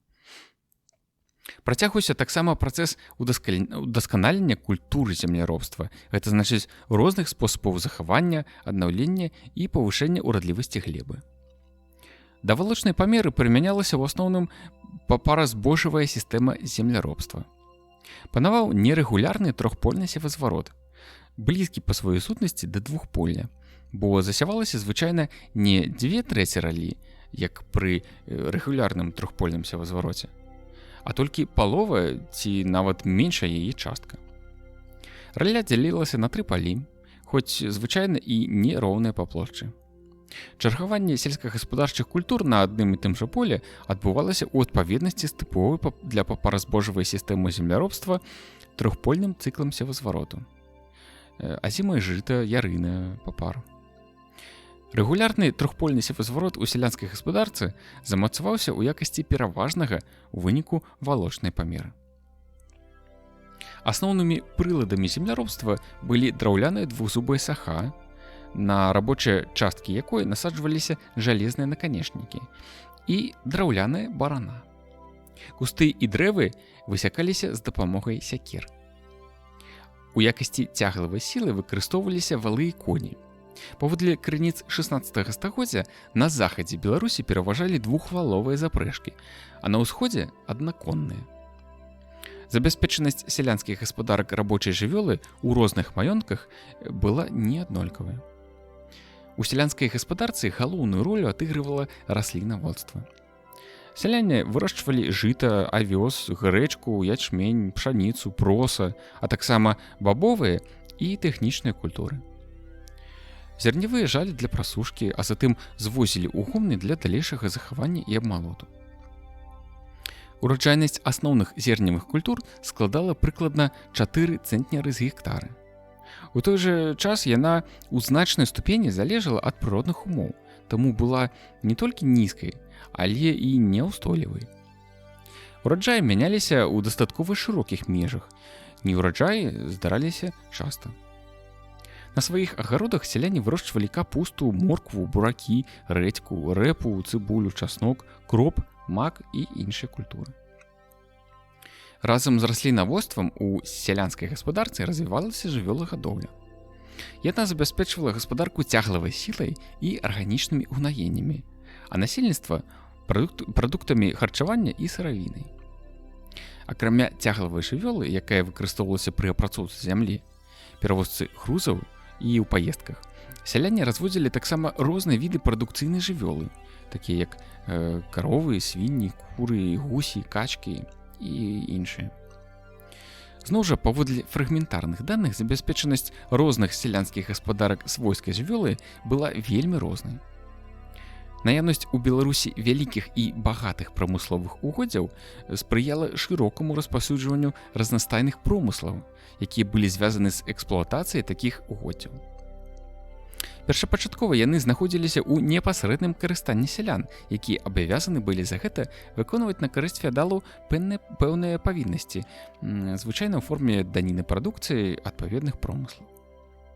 Аднак, паводле даных крыніц 16 стагоддзя, да гэтага часу, пераважна з-за скарачэння найбольш каштоўных прамысловых угоддзяў, феадалы ў тых маёнткаў, дзе былі іх двары, асабліва ў заходняй частцы Беларусі, забаранялі сялянам карыстацца гэтымі угоддзямі і арганізавалі эксплуатацыю іх на сваю карысць пры дапамозе сялян спецыяльных служб. Адным з распаўсюджаных промыслаў было бортніцтва. Гэта значыць догляд і збор мёду і воску пераважна ў лясных пчол. Аб гэтым, у прыватнасці, сведчыць наяўнасць даніны мёдам у складзе павіннасці сялян амаль усіх катэгорый, асабліва даннікаў Падняпроўя. Статуты ВКЛ прадугледжвалі высокія штрафы за псаванне борцяў, а таксама за крадзеж мёду. З воску выраблялі свечкі. Мёд і воск з'яўляліся таксама каштоўным таварам. Шматлікія рэкі і азёры Беларусі былі багаты на разнастайныя віды рыбы. Акрамя натуральных вадаёмаў, рыбу лавілі і ў шматлікіх ставах, якія меліся амаль пры кожным панскім двары. Найбольш каштоўныя былі рыбныя угоддзі, якія знаходзіліся звычайна ў непасрэдным уладанні і карыстанні феадалаў. Догляд такіх рыбных угоддзяў і вылаў у іх рыбы паны даручалі сялянам спецыяльных службаў, пруднікам і рыбаловам. Пры наяўнасці ў маёнтку панскага двара сяляне маглі лавіць рыбу звычайна толькі за адпаведную плату ва ўказаных месцах і ў абмежаванай колькасці. У тых рэгіёнах Беларусі, дзе амаль усе рыбныя угоддзі былі ў непасрэдным карыстанні сялян, яны за гэта ўносілі панам спецыяльныя плацяжы. Рыба ў сушаным, вяленым, вэнжаным і салёным выглядзе ішла на харчаванне, а таксама служыла звычайным таварам. У вялікіх лясах і пушчах, а таксама рэках і азёрах Беларусі вадзілася шмат разнастайных паляўнічых жывёл. Алені, бабры, барсукі, вавёркі, ваўкі, выдры, гарнастаі, дзікі, зайцы, зубры, касулі, куніцы, лані, ласі, ласкі, лісы, мядзведзі, рысі, трусы і іншыя. Асабліва каштоўныя паляўнічыя ўгоддзі звычайна знаходзіліся ў непасрэдным уладанні і карыстанні феадалаў і эксплуатаваліся пры дапамозе сялян слуг асобнай катэгорыі – асочнікаў, баброўнікаў, сакольнічых, стральцоў і іншыя. Паляванне ж на вельмі каштоўных звяроў было не толькі забавай, але і прывілеяй паноў. Яны разводзілі шмат парод паляўнічых сабак і драпежных птушак. Штрафы за іх крадзеж або забойства былі выключна высокія і даходзілі да 720 грошаў за бабровага і іншых паляўнічых сабак і да 1200 грошаў за чырвонага крэчата і сокала. Высокімі былі і штрафы за браканьерства. Сяляне звычайна маглі паляваць толькі на дробных жывёл. Калі ж ім даводзілася злавіць ці забіць каштоўнага звера, то скуру яны павінны былі аддаць свайму пану. Праўда, у Падзвінні і Падняпров'і ў тых маёнтках, дзе панскіх двароў не было, паляўнічымі угоддзямі карысталіся сяляне, але ўносілі за гэта спецыяльныя плацяжы. Паляванне давала пушніну і мяса. Футра служыла адным з найкаштоўнейшых тавараў на ўнутраным і знешнім рынках. Значную ролю ў забеспячэнні разнастайных патрэб насельніцтва ігралі розныя традыцыйныя сельскія рамёствы, звязаныя з ручной апрацоўкай прадукцыі раслінаводства, жывёлагадоўлі і промыслаў, а таксама драўніны. Узвядзенне жылых і гаспадарчых пабудоў, выраб шмат якіх прылад працы, рэчаў хатняга ўжытку, адзення, абутку і іншых прадметаў былі даступны амаль кожнаму селяніну, бо, як правіла, не патрабавалі асаблівых ведаў і навыкаў. І вопыт гэты перадаваўся з пакалення ў пакаленне. Аднак найбольш спрактыкаваны ў адпаведным рамястве частка сялян займалася ім пераважна і таму ператварылася ў сельскіх рамеснікаў, якія, тым не менш, былі па-ранейшаму цесна звязаны і з сельскай гаспадаркай. Улічваючы гэтае, феадалы прымушалі частку сялян-рамеснікаў у якасці павіннасці вырабляць разнастайныя, звычайна адносна простыя рэчы з дрэва, такія як бароны, бочкі, калёсы, посуд, сані, сохі і іншыя. А таксама рэчы з гліны, гэта былі посуд, цэгла і так далей. Рэчы з ільну і воўны, адзенне, палатно, сукно. Рэчы са скур, абутак, адзенне, футра. Рэчы з жалеза, гэта былі косы, нарогі для сох, сярпы, сякеры.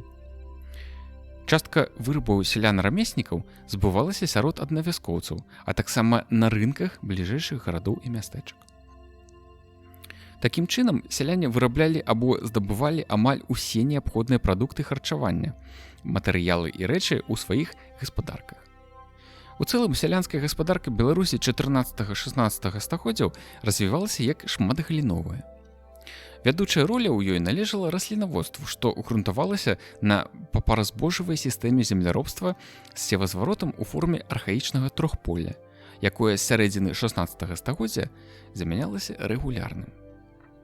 Разам з раслінаводствам развівалася і жывёлагадоўля, а таксама разнастайныя промыслы і сельскія рамёствы.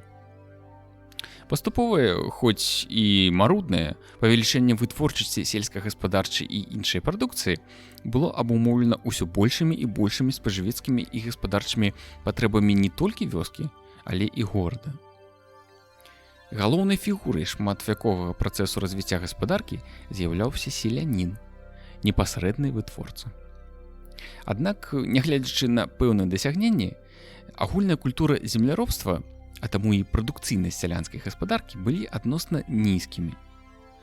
Рост вытворчасці сельскагаспадарчай і іншай прадукцыі дасягаўся пераважна шляхам пашырэння плошчы сельгасугоддзяў і павелічэння колькасці хатняй жывёлы. У 14-16 стагоддзях у сувязі з далейшым паглыбленнем грамадскага падзелу працы і значным развіццём на гэтай аснове таварна-грашовых адносін, роля гандлю як адной з галін феадальнай эканомікі ўзрастала. У Беларусі да канца 16 стагоддзя колькасць гарадоў буйных цэнтраў рамяства і гандлю, адміністрацыйнай, рэлігійнай і культурнай іншай дзейнасці, дык вось колькасць гарадоў узрасла прыблізна да 30, а мястэчак, такіх аграрна-рамёсна-гандлёвых паселішчаў, узрасла амаль да 400. Павелічэнне ў сувязі з гэтым колькасці насельніцтва гарадоў і мястэчак суправаджалася ростам попыту на прадукцыю сельскай гаспадаркі і промыслаў. Разам з тым, у пэўнай ступені сяляне таксама не маглі абысціся без некаторых рамесніцкіх вырабаў і грошай для выплаты часткі рэнты і падаткаў. Але грошы можна было набыць толькі шляхам продажу прадукцыі сваіх гаспадарак на рынку. Рост феадальных павіннасцей у грашовай форме вымушаў сялян іншы раз прадаваць не толькі лішкі, але і частку прадукцыі, неабходнай ім самім. Пра разнастайныя сувязі сялянскіх гаспадарак з рынкам сведчаць фрагментарныя даныя шматлікіх крыніц 16 стагоддзя. Паводле гэтых даных сяляне прывозілі на рынкі самую разнастайную прадукцыю: збожжа, ільновалакно, пянька і іншае. Таксама прадукцыю жывёлагадоўлі, гэта рабочыя прадукцыйныя жывёлы, мяса, воўна, скуры. Прадукцыю промыслаў, гэта былі мёд, воск, рыба. Прадукцыю рамёстваў, гэта вырабы з валакна, воўны, скуры, дрэва, лазы, лыка, гліны і іншыя. Сяляне не толькі прадавалі сваю прадукцыю, але, як правіла, і куплялі неабходныя вырабы перш за ўсё гарадскіх рамеснікаў, а часта і патрэбную ім прадукцыю іншых сялянскіх гаспадарак. У асноўным прылады працы з жалеза, такія як косы, нажы, нарогі, пілы, сякеры, сярпы і іншыя.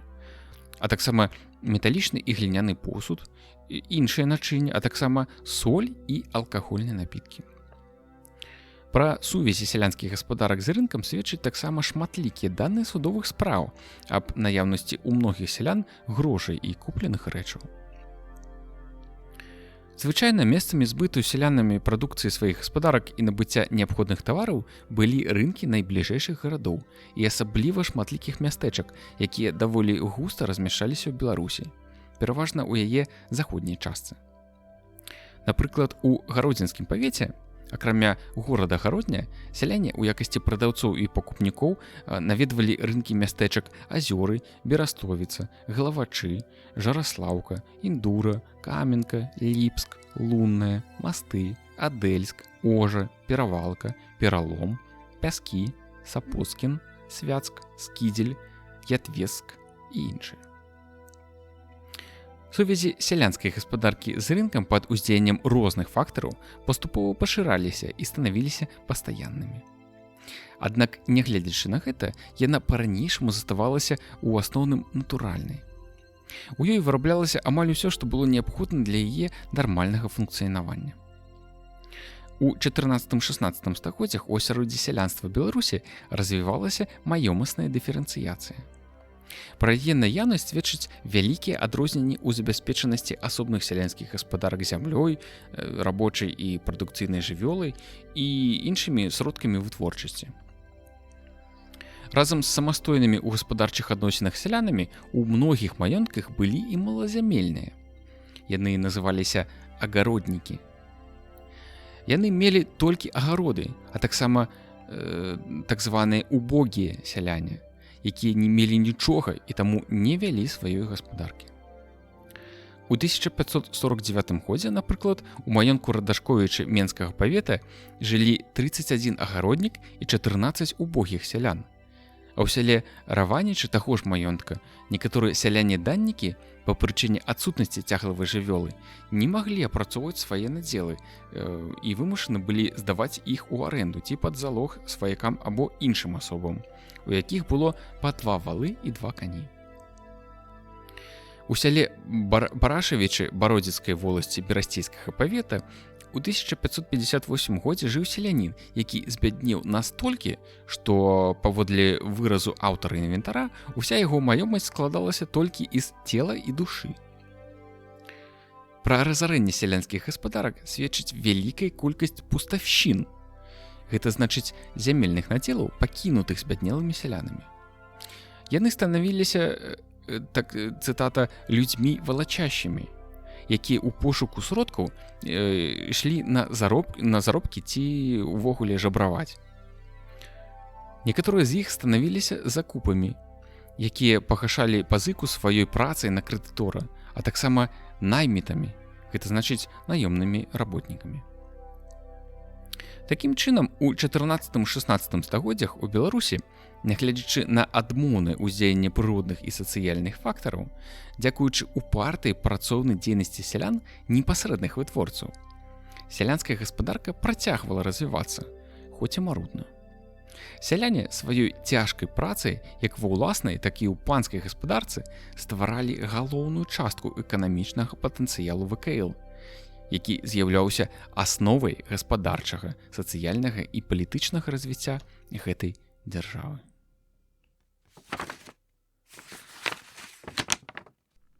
Павіннасці сялян. За карыстанне зямлёй сяляне абавязаны былі выконваць на карысць зямельных уласнікаў разнастайныя павіннасці. Па сваёй эканамічнай сутнасці павіннасці гэтыя уяўлялі сабой тры тыповыя для феадалізму формы зямельнай рэнты: прадуктовую, адработачную і грашовую. Разнастайнасць феадальных павіннасцей абумовіла існаванне некалькіх катэгорый сялянства па характары галоўных павіннасцей. Пры гэтым сяляне розных катэгорый разам з галоўнай выконвалі яшчэ і шэраг розных па аб'ектах, спосабах і змесце іншых асноўных і дадатковых павіннасцей, якія лічыліся сялянскімі, мужыцкімі ці цяглымі, што служыла адной з галоўных адзнак прыналежнасці сялян да непрывілеяванага эксплуатуемага саслоўя феадальнага грамадства ВКЛ і разам з тым адрознівала сялянства ад прывілеяваных саслоўяў. Паводле фрагментарных даных, прыкладна да канца 15 стагоддзя пераважнай формай зямельнай рэнты была даніна прадукцыі сялянскіх гаспадарак, якая ў той ці іншай ступені спалучалася з рознымі відамі іншых форм рэнты. Тады ж найбольш распаўсюджанай катэгорыяй сялянства з'яўляліся даннікі. І галоўнай павіннасцю іх былі даніны. У складзе сялянскіх данін фігуруюць збожжа, сена, лён, каноплі, гусі, куры, яйкі, футра, мёд, воск і некаторыя іншыя віды прадукцыі сялянскіх гаспадарак. Асноўнай адзінкай абкладання даннікаў служыла сялянская гаспадарка – дым. Аднак жыхары сяла і нават воласці неслі калектыўную адказнасць за своечасовыя плацяжы устаноўленай даніны.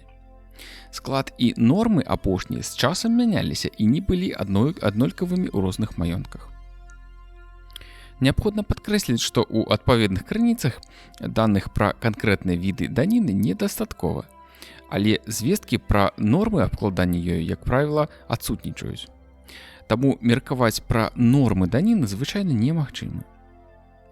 Напрыклад, у пачатку 15 стагоддзя сяляне вялікага князя адной з вёсак віцебскай зямлі давалі з дыму па адной куніцы, па 3 грошы платы за жыта, па адной курыцы, па 10 яек і па паўгрошы. Акрамя таго, яны былі абавязаны плаціць баброўніку па грошу, а таксама хадзіць на жніво 6 дзён у год, касіць і складаць 4 стагі сена, забіваць загародку для лоўлі рыбы ў рацэ Усвяча і даваць падводы пры паездзе вялікага князя праз Віцебск у Полацк або Смаленск. У пачатку 16 стагоддзя асноўнымі павіннасцямі сялян сяла Дзятлавіча Наваградскага павету былі даніны мёдам, воскам, футрамі куніц, баброў і вавёрак. Да сярэдзіны 16 стагоддзя асноўным рэгіёнам даннікаў па-ранейшаму заставалася падняпроўскія гаспадарскія воласці: Бабруйская, Гомельская, Крычаўская, Любашанская, Магілёўская, Мазырская, Прапойская, Свіслацкая і Чачэрская. Сяляне гэтых власцей плацілі вялікаму князю даніну мёдам, футрамі баброў і куніц, воскаў і грашыма. А розным службовым асобам разнастайны дадатковыя плацяжы натурай і грашыма. Акрамя таго, яны былі абавязаны таксама рамантаваць і будаваць замкі, дарогі і масты. Таксама даваць ганцам і паслам фурманкі, прадукты харчавання і фураж для коней, несці вартаўнічую службу ў замках і выконваць некаторыя іншыя павіннасці. Напрыклад, паводле шэрага гаспадарскіх інструкцый даннікі Магілёўскай воласці плацілі даніну князю грашовую, баброўшчыну, ялаўшчыну, васкоўшчыну, цівуншчыну, куніц і мёд і іншыя. Таксама даходы падскарбію, грошы, бабры, вашчыла, пічыя. Даходы дзяржаўцаў, так званыя в'езд і палюдзі і іншыя. Акрамя таго, яны абавязаны былі плаціць сярэбшчыну і шматлікія адміністрацыйна-судовыя плацяжы, як то мыта, віны і іншыя. А яшчэ рамантаваць і будаваць замак і несці ў ім варту. Як сведчаць даныя апісання Мазырскай воласці 1552 года, даннікі плацілі вялікаму князю даніну мёдам і грашыма, на якую была заменена раней даніна натурай. Акрамя таго, яны абавязаны былі рамантаваць і будаваць Мазырскі замак і масты на дарогах воласці, наймаць вартаўнікоў, рабіць езы або плаціць езавшчыну, лавіць невадам рыбу альбо плаціць невадаўшчыну, даваць падводы і станцыі ў натуры альбо плаціць грошы, а таксама ўносіць іншыя падачкі і выконваць іншыя розныя пацяглі, альбо плаціць за іх грошы. У 16 стагоддзі даннікі заставаліся адной з асноўных катэгорый сялянства па характары галоўных павіннасцей і ў падзвінні. Паводле даных апісання Полацкага ваяводства 1552 года, у маёнтках розных катэгорый зямельных уласнікаў зафіксаваны 3 асноўныя групы даннікаў. Людзі даныя, гэта прыблізна 2% ад усіх сялянскіх гаспадарак. Далей людзі прыгонныя, кшталту 10%, і дольнікі, гэта 53%. Павіннасці людзей даных або даннікаў складаліся звычайна з даніны мёдам і грашыма, а таксама розных прадуктаў харчавання: сыр, куры, крупы, хлеб, авёс, хмель і іншыя. Набор гэтых прадуктаў у розных маёнтках быў неаднолькавы. Акрамя таго, у некаторых маёнтках яны абавязаны былі выконваць розныя іншыя павіннасці на карысць як сваіх паноў, так і службовых асоб. Даннікамі з'яўляліся і тая частка прыгонных людзей Полачыны, у якіх служба прыгонная яшчэ не ператварылася ў штодзённую паншчыну як галоўную павіннасць. Так, прыгонныя сяляне гаспадарскага сяля Няшчэрда павінны былі даваць розным службовым асобам даніну асом, мёдам, грашыма, хлебам і шчупакамі. Гэтых сялян прыганялі таксама на розныя работы, кшталту касіць сена, лавіць рыбу, будаваць двор у Полацкім замку. Асобную і значную групу даннікаў складалі дольнікі. Галоўнай іх павіннасцю была даніна ў выглядзе 4-й часткі ўраджаю. Яны выконвалі таксама і іншыя асноўныя павіннасці.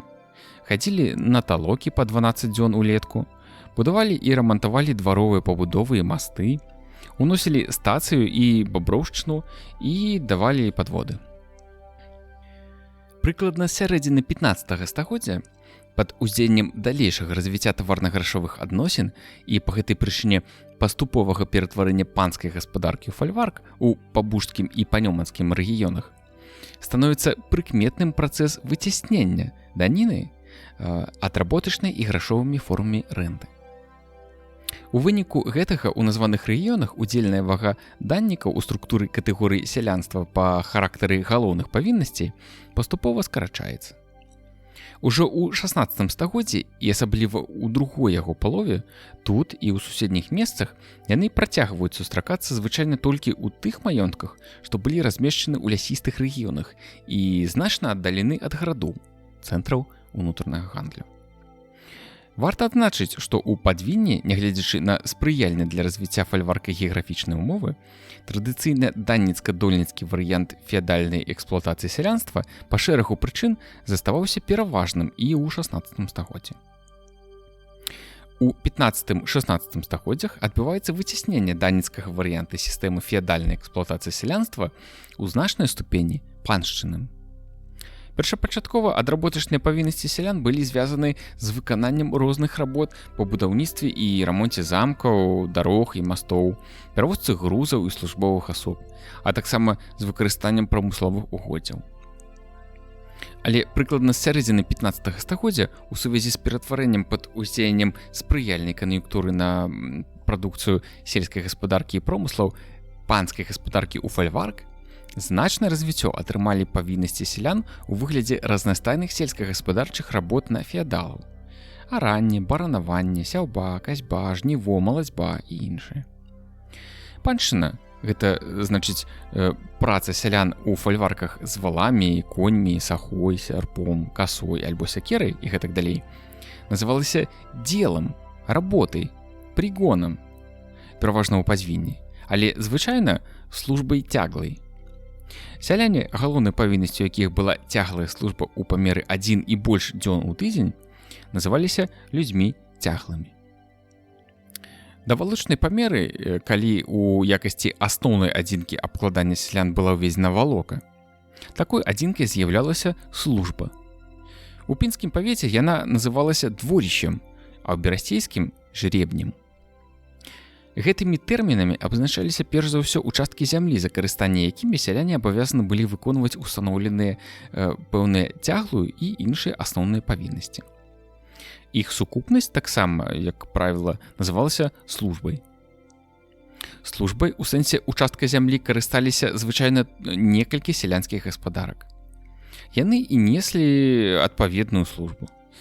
Адзінкі абкладання звычайна не былі аднолькавымі ні па плошчы зямлі, ні па колькасці дымоў на ёй, ні па іншых паказчыках, не толькі ў розных маёнтках, але нават і ў межах аднаго маёнтка. Гэта тлумачыцца галоўным чынам наступным. Сялянскія сем'і разрасталіся, пашыралі свае зямельныя надзелы і ўтварылі новыя гаспадаркі. Аднак, каб пазбегнуць павелічэння павіннасцей, яны ухіляліся ад раздзелу на некалькі служб, застаючыся ў складзе адной ранейшай. У 16 стагоддзі службы ў Беларусі складаліся ў сярэднім пераважна з 2 дымоў, гаспадары якіх звычайна былі сваякамі. У складзе дворышчаў і жэрабяў дымоў налічвалася, як правіла, больш. У склад сялян, што сумесна неслі адну службу, рознымі шляхамі траплялі і чужыя людзі. Цяглая служба ўзнікла і першапачаткова развівалася, напэўна, у форме згонаў сялян на сельскагаспадарчыя работы у час іх разгару па некалькі дзён у год. З сярэдзіны 15 стагоддзя спарадычныя работы паступова трансфармуюцца ў рэгулярную паншчыну. Гэта значыць цяглую службу ад аднаго да некалькіх дзён у тыдзень. Талокі ж у розных памерах застаюцца адной з іншых асноўных павіннасцей цяглых сялян. Да пачатку 16 стагоддзя у бельскім павеце усталёўваецца паншчына ў памеры 1 дзень у тыдзень і, акрамя таго, 4 дні талок у год свалокі. Такім чынам, за 100 гадоў тут паншчына павялічылася амаль у 4 разы. Да сярэдзіны 16 стагоддзя паншчына ў маёнтках з фальваркамі вырасла яшчэ больш, чым у 2 разы, дасягнуўшы 2, а іншы раз і больш, чым 3 дзень у тыдзень з цяглай службы. Аднак найбольш распаўсюджанай нормай цяглай службы была 2-дзённая работа штотыднёва ў панскай гаспадарцы. Такім чынам, за 1,5 стагоддзя паншчына павялічылася з 14 да 102 дзён у год.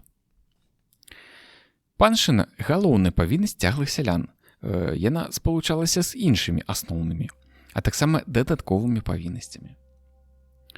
Найбольш тыповы варыянт комплексу павіннасцей цяглай службы складаўся з талок па 4 дні ў год летам, грошай каля 30 грошаў, даніны жытам па бочцы, аўсом па бочцы, курамі па адной, яйкамі па 10, сенам па возу і іншымі. Акрамя названых асноўных, сяляне выконвалі і шэраг дадатковых павіннасцей. Будавалі, рамантавалі і вартавалі панскія двары, перавозілі грузы і гэтак далей. Віды і нормы павіннасцей цяглых сялян нават у межах аднаго маёнтка былі нярэдка неаднолькавымі. Напрыклад, у 1545 годзе у гаспадарскай Мядзельскай воласці цяглыя людзі са службы хадзілі на паншчыну 1 дзень у тыдзень, з чым загадаюць. Таксама аддавалі даніну мёдам па 2,5 бязмены ці па 10 грошаў.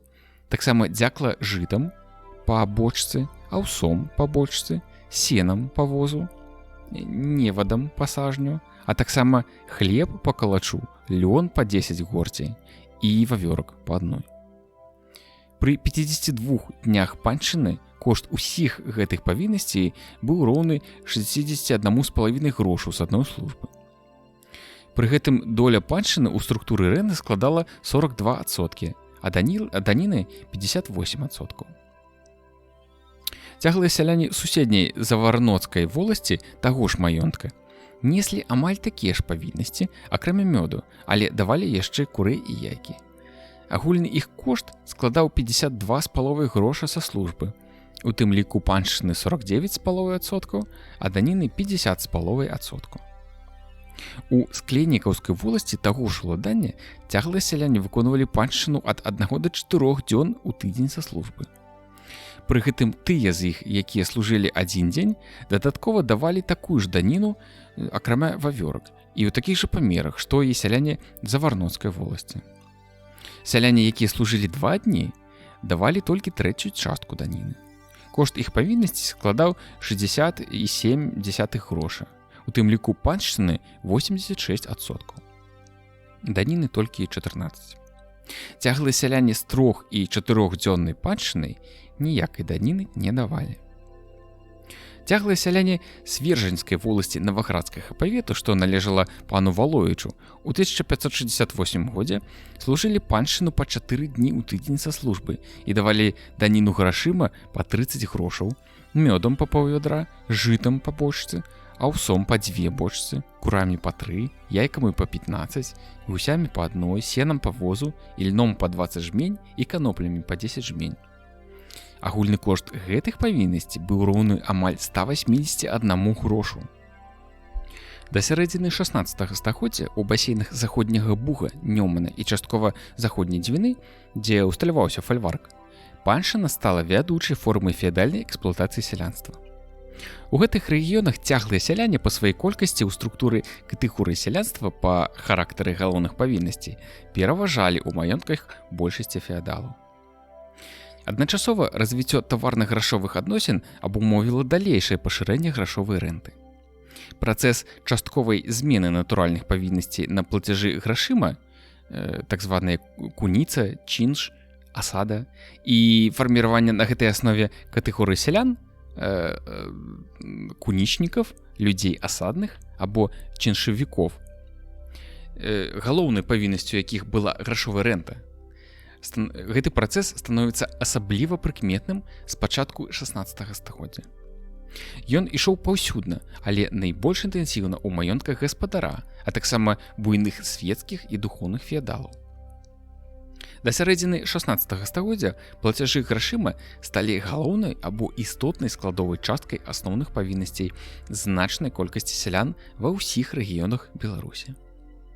Натуральны характар феадальнай гаспадаркі абумовіў наяўнасць вялікай па колькасці катэгорый сялян-слуг, галоўнай павіннасцю якіх былі разнастайныя службы, што патрабавалі спецыяльных навыкаў. У склад слуг уваходзілі сяляне, якія займаліся доглядам коней, гэта конюхі, потым промысламі, гэта былі баброўнікі, бортнікі, асочнікі, рыбаловы і іншыя. І таксама рамяством, гэта бондары, ганчары, кавалі. Частка сялян гэтай катэгорыі выконвала ніжэйшыя адміністрацыйна-гаспадарчыя функцыі, такія як сотнікі, старцы, цівуны і іншыя. Таксама з'яўлялася дваровай прыслугай, напрыклад, кухары, ці вайсковымі слугамі феадалаў. Гэта былі путныя і панцырныя слугі ці баяры. Разам з галоўнай многія слугі выконвалі і іншыя павіннасці, такія як дзяклы, талокі і іншыя. У сярэдзіне 16 стагоддзя пераважная большасць вайсковых слуг размяшчалася ва ўсходніх памежных ваеводствах ВКЛ, асабліва ў Полацкім. У тых рэгіёнах Беларусі, дзе зямля была памерана на валокі, значная частка сялян-слуг была пераведзена ў разрад цяглых і асадных людзей, і таму тут колькасць некаторых груп сялян-слуг скарацілася. У канцы 16 стагоддзя у структуры сялянства яны складалі нязначную частку. Збяднелыя сяляне карысталіся толькі невялікімі ўчасткамі зямлі, так званымі агародамі, і таму называліся агароднікамі. Па характары іх розных павіннасцей яны складалі асобную катэгорыю сялянства. Адны з іх працавалі ў гаспадарцы феадала, другія плацілі грошы, трэція выконвалі розныя павіннасці, але ў меншых памерах, чым больш заможныя ў гаспадарчых адносінах сяляне. Агароднікі ў нязначнай колькасці меліся амаль ва ўсіх маёнтках. У канцы 16 стагоддзя колькасць гэтай катэгорыі сялянства некалькі павялічылася за кошт нявольнай чэлядзі, якая надзялялася невялікімі зямельнымі ўчасткамі. Асобную катэгорыю эксплуатуемага вясковага насельніцтва складала нявольная чэлядзь. Прыкладна да сярэдзіны 15 стагоддзя, калі уласная гаспадарка феадалаў была развіта слаба, яна з'яўлялася асноўнай працоўнай сілай. У далейшым, у сувязі з ператварэннем панскай гаспадаркі ў фальварк і прымусам да працы ў ім сялян, роля працы чэлядзі значна знізілася. У 16 стагоддзі яна выконвала разнастайныя дапаможныя работы ў гаспадарцы феадала. У прыватнасці, мужчыны апрацоўвалі дваровыя палі, пасвілі хатнюю жывёлу.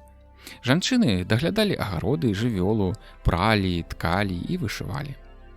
На канец 16 стагоддзя колькасць нявольнай чэлядзі істотна скарацілася ў сувязі з пераводам значнай яе часткі ў агароднікі. Частку прыбавачнага прадукта ці працы сялян феадальная дзяржава і феадалы прысвойвалі ў выглядзе адміністрацыйных, судовых, гандлёвых і іншых плацяжоў, а таксама розных дзяржаўных павіннасцей. Адной з самых цяжкіх дзяржаўных павіннасцей было будаўніцтва і рамонт замкаў, гэта значыць абарончых збудаванняў. Будаўніцтва і рамонт абарончых збудаванняў вяліся пастаянна. На гэтай работы зганяліся тысячы сялян. Разам з будаўніцтвам і рамонтам умацаванняў у сваёй мясцовасці сяляне Беларусі часта прыцягваліся да такіх работ на ўскраінах ВКЛ, у прыватнасці на Ўкраіне. Напрыклад, у 1496 годзе на рамонт крэпасці ў Кіеве толькі з падняпроўскіх гаспадарскіх власцей было паслана каля 400 сялян. Сяляне Беларусі, пераважна гаспадарскія, будавалі і рамантавалі замкі ў Віцебску, Мсціславе, Оршы, Полацку, Тыкоціне і многіх іншых месцах. У 14-16 стагоддзях на тэрыторыі ВКЛ, у тым ліку і Беларусі, была пабудавана вялікая колькасць дзяржаўных і прыватных замкаў.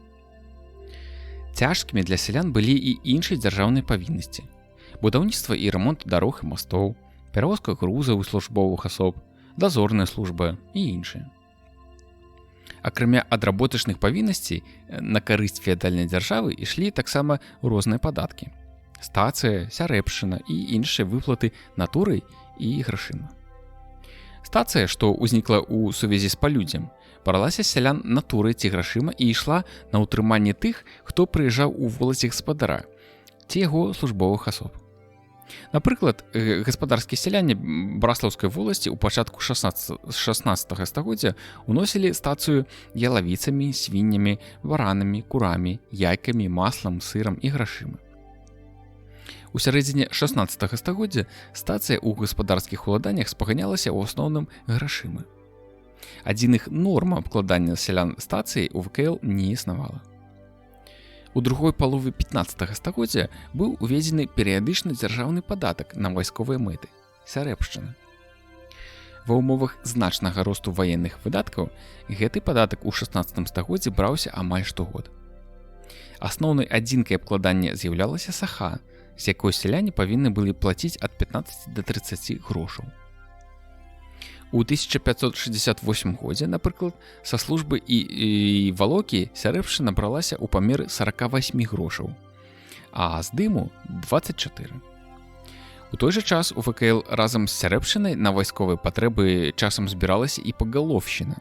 Гэта значыць падатак па некалькі грошаў з чалавека. У цэлым развіццё феадальнай эксплуатацыі сялянства Беларусі да сярэдзіны 16 стагоддзя, гэта значыць да аграрнай рэформы, характарызуецца істотным змяненнем суадносін розных форм рэнты. У сярэдзіне 16 стагоддзя у паўночна-заходняй частцы Беларусі ў выніку усталявання фальварка пачала пераважаць паншчынная сістэма эксплуатацыі сялянства. У той жа час у маёнтках буйных зямельных уласнікаў вялікае распаўсюджанне ў якасці галоўнай павіннасці значнай часткі сялян атрымала і грашовая рэнта. У паўднёва-ўсходняй жа частцы Беларусі даніна натуры ў значнай ступені была выцеснена ў асноўным рэнтай грашыма. Пры гэтым ва ўсіх рэгіёнах Беларусі ў структуры павіннасці сялян разам з галоўнай вялікую ўдзельную вагу складалі іншыя дадатковыя павіннасці. Па гэтай прычыне сукупная рэнта ўяўляла сабой, як правіла, разнастайныя камбінацыі адработачнай, грашовай і харчовай форм рэнты. Такім чынам, у сярэдзіне 16 стагоддзя на Беларусі панавала змешаная рэнта, у структуры якой важнае месца належала паншчыне і чыншу. Умоўную мяжу паміж рэгіёнамі цяглых сялян і сялян-даннікаў, якія ў значнай меры ўжо ператварыліся ў чыншавікоў, можна правесці прыкладна па лініі Пінск, Слуцк, Менск, Орша. Развіццё феадальнай эксплуатацыі сялянства Беларусі характарызуецца не толькі істотным змяненнем яе форм, але і яе ўзмацненнем. Апошняе выяўлялася як у павелічэнні традыцыйных павіннасцей, так і ва ўвядзенні новых. Калі меркаваць па скаргах сялян на нарушэнне традыцыйных павіннасцей і на ўвядзенне новых павіннасцей, як і павелічэнне ранейшых, то вынікае, што феадалы пастаянна імкнуліся павялічыць свае даходы. Шматлікасць падобных скаргаў сялян сведчыць пра тое, што ўзмацненне феадальнай эксплуатацыі было вядучай тэндэнцыяй яе развіцця. Новы этап у працэсе эвалюцыі сістэмы феадальнай эксплуатацыі сялянства ВКЛ пачаўся ў сярэдзіне 16 стагоддзя у сувязі з масавым правядзеннем валочнай памеры.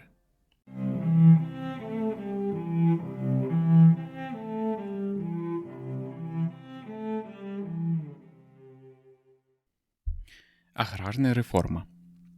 Аграрныя мерапрыемствы ў дзяржаўных уладаннях. У сярэдзіне 16 стагоддзя надта складаная па сваіх прынцыпах архаічная сістэма землекарыстання сялянства і абкладання яго павіннасцямі, якая склалася ў Беларусі, стала адной з асноўных перашкод на шляху далейшага павелічэння даходаў феадалаў. Гэтая сістэма, як было паказана, апіралася на разнастайныя па сваім складзе адзінкі абкладання. Дзе-то гэта былі дымы, службы, дворышчы, жрэбіі, і таксама недастаткова поўна і дакладна ўлічвала вытворчыя рэсурсы сялянскай гаспадаркі. Перш за ўсё, памеры зямельных надзелаў.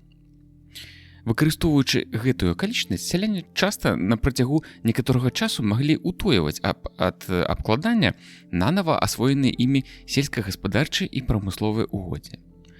Таму прыкладна ў сярэдзіне 16 стагоддзя рэарганізацыя архаічнай павіннасці сістэмы землекарыстання і абкладання павіннасцямі з мэтай павышэння даходаў землеўласнікаў стала важнай задачай эканамічнай палітыкі пануючага класа. Гэтая задача была вырашана шляхам правядзення комплексу разнастайных мерапрыемстваў, якія фігуруюць у крыніцах звычайна пад агульнай назвай «памера валочная», а ў гістарычнай літаратуры аграрная рэформа. Новую сістэму землекарыстання сялянства і абкладання яго павіннасцямі, асновай якой было прыняцце ў якасці адзінкі абкладання аднолькавых па плошчы участкаў зямлі, валок. Асобныя буйныя феадалы пачалі ўводзіць яшчэ ў 15 стагоддзі, але эпізадычна. У шырокіх маштабах вымярэнне зямлі на валокі памерам каля 21 гектара упершыню было праведзена ў канцы 40-х, пачатку 50-х гадоў 16 стагоддзя ва валаданнях каралевы Боны. Гэта Гарадзец, Пінск, Клецк, Кобрын, а таксама па яе ініцыятыве ў дзяржаўных гародзінскім і берасцейскім староствах. Аграрная рэформа ва валаданнях Боны праводзілася на аснове спецыяльнай інструкцыі. Вядомы дзве яе рэдакцыі 1549 і 52 гадоў. У гаспадарскіх уладаннях аграрная рэформа была пачата па загадзе караля польскага і вялікага князя літоўскага Жыгімонта Аўгуста амаль адначасова з памерай ва ўладаннях яго маці Боны. Пра гэта сведчыць, напрыклад, рэестр памеры Ашменскай воласці жніўня 1551 года і беспаспяховая спроба шляхты на Віленскім сейме ў кастрычніку 1551 года дабіцца адмены прад'яўлення дакументаў на маёнткі ў сувязі з памерай. Да 1557 года на Валокі былі вымераны землі амаль ва ўсіх гаспадарскіх уладаннях у Ашменскім, Берасцейскім, Браслаўскім, Ваўкавыскім, Лідскім і Слонімскім паветах. У гэты час памера праводзілася паводле спецыяльнай інструкцыі, якая пакуль не знойдзена, але яе прынцыпы часткова можна высветліць па даных рэестра памеры Ашменскай воласці. Яна адрознівалася ад інструкцыі Боны і больш позняй уставы на Валокі 1557 года. У прыватнасці, адсутнасцю дыферэнцыяцыі валок па якасці глебы, істотнага элемента новаўвядзенняў Боны. Пасля завяршэння першай памеры, здзейсненай з парушэннем інструкцыі, было вырашана правесці яе поўную пераправерку. Для рэвізораў распрацавалі новую інструкцыю, так званую уставу на Валокі, зацверджаную 1 красавіка 1557 года, але у тым жа і наступным годзе дапоўненую і выпраўленую. Яна служыла кіраўніцтвам не толькі для рэвізораў, але і ў далейшым для ўсіх упраўляючых гаспадарскімі ўладаннямі. Рэвізія першай памеры суправаджалася перамерам зямлі на Валокі і ўвядзеннем новай сістэмы абкладання сялян павіннасцямі ў адпаведнасці з патрабаваннямі уставы на Валокі 1557 года. Гэтая рэвізія была скончана ў 1568 годзе. На тэрыторыі Беларусі яна ахапіла ўсе гаспадарскія ўладанні ў Ашменскім, Берасцейскім, Браслаўскім, Ваўкавыскім, Віленскім, Гародзінскім, Лідскім, Менскім, Наваградскім, Пінскім і Слонімскім паветах. У 1569 годзе, калі рэвізія памеры на падставе уставы на Валокі 57 года была скончана, пачалася новая агульная рэвізія стану гаспадаркі ва ўсіх гаспадарскіх уладаннях. Рэвізоры праводзілі яе па спецыяльнай інструкцыі. У далейшым такія рэвізіі адбываліся неаднаразова.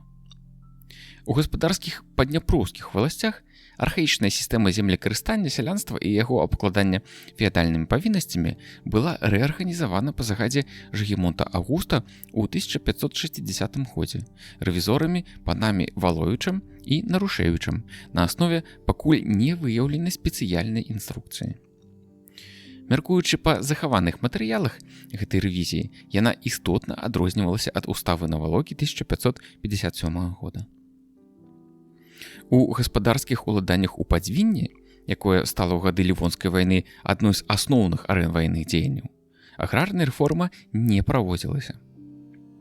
Пачынаючы з 60-х гадоў 16 стагоддзя, прыклад гаспадара паступова пераймалі і многія іншыя зямельныя ўласнікі, пераважна буйныя, бо ажыццяўленне аграрнай рэформы патрабавала вялікіх сродкаў.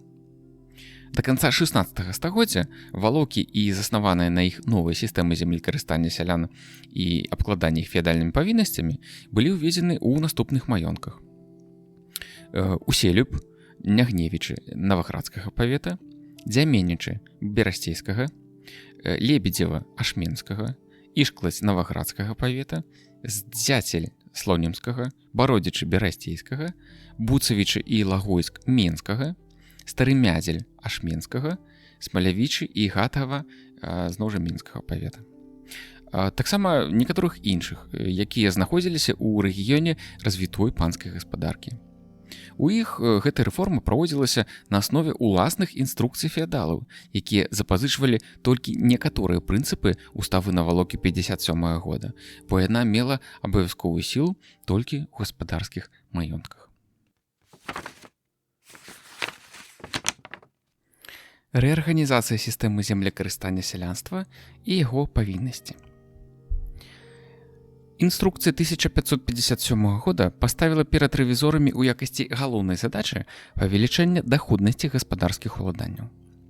Гэта дасягалася шляхам ажыццяўлення шырокага комплексу землеўпарадкавальных, эканамічных і сацыяльных мерапрыемстваў.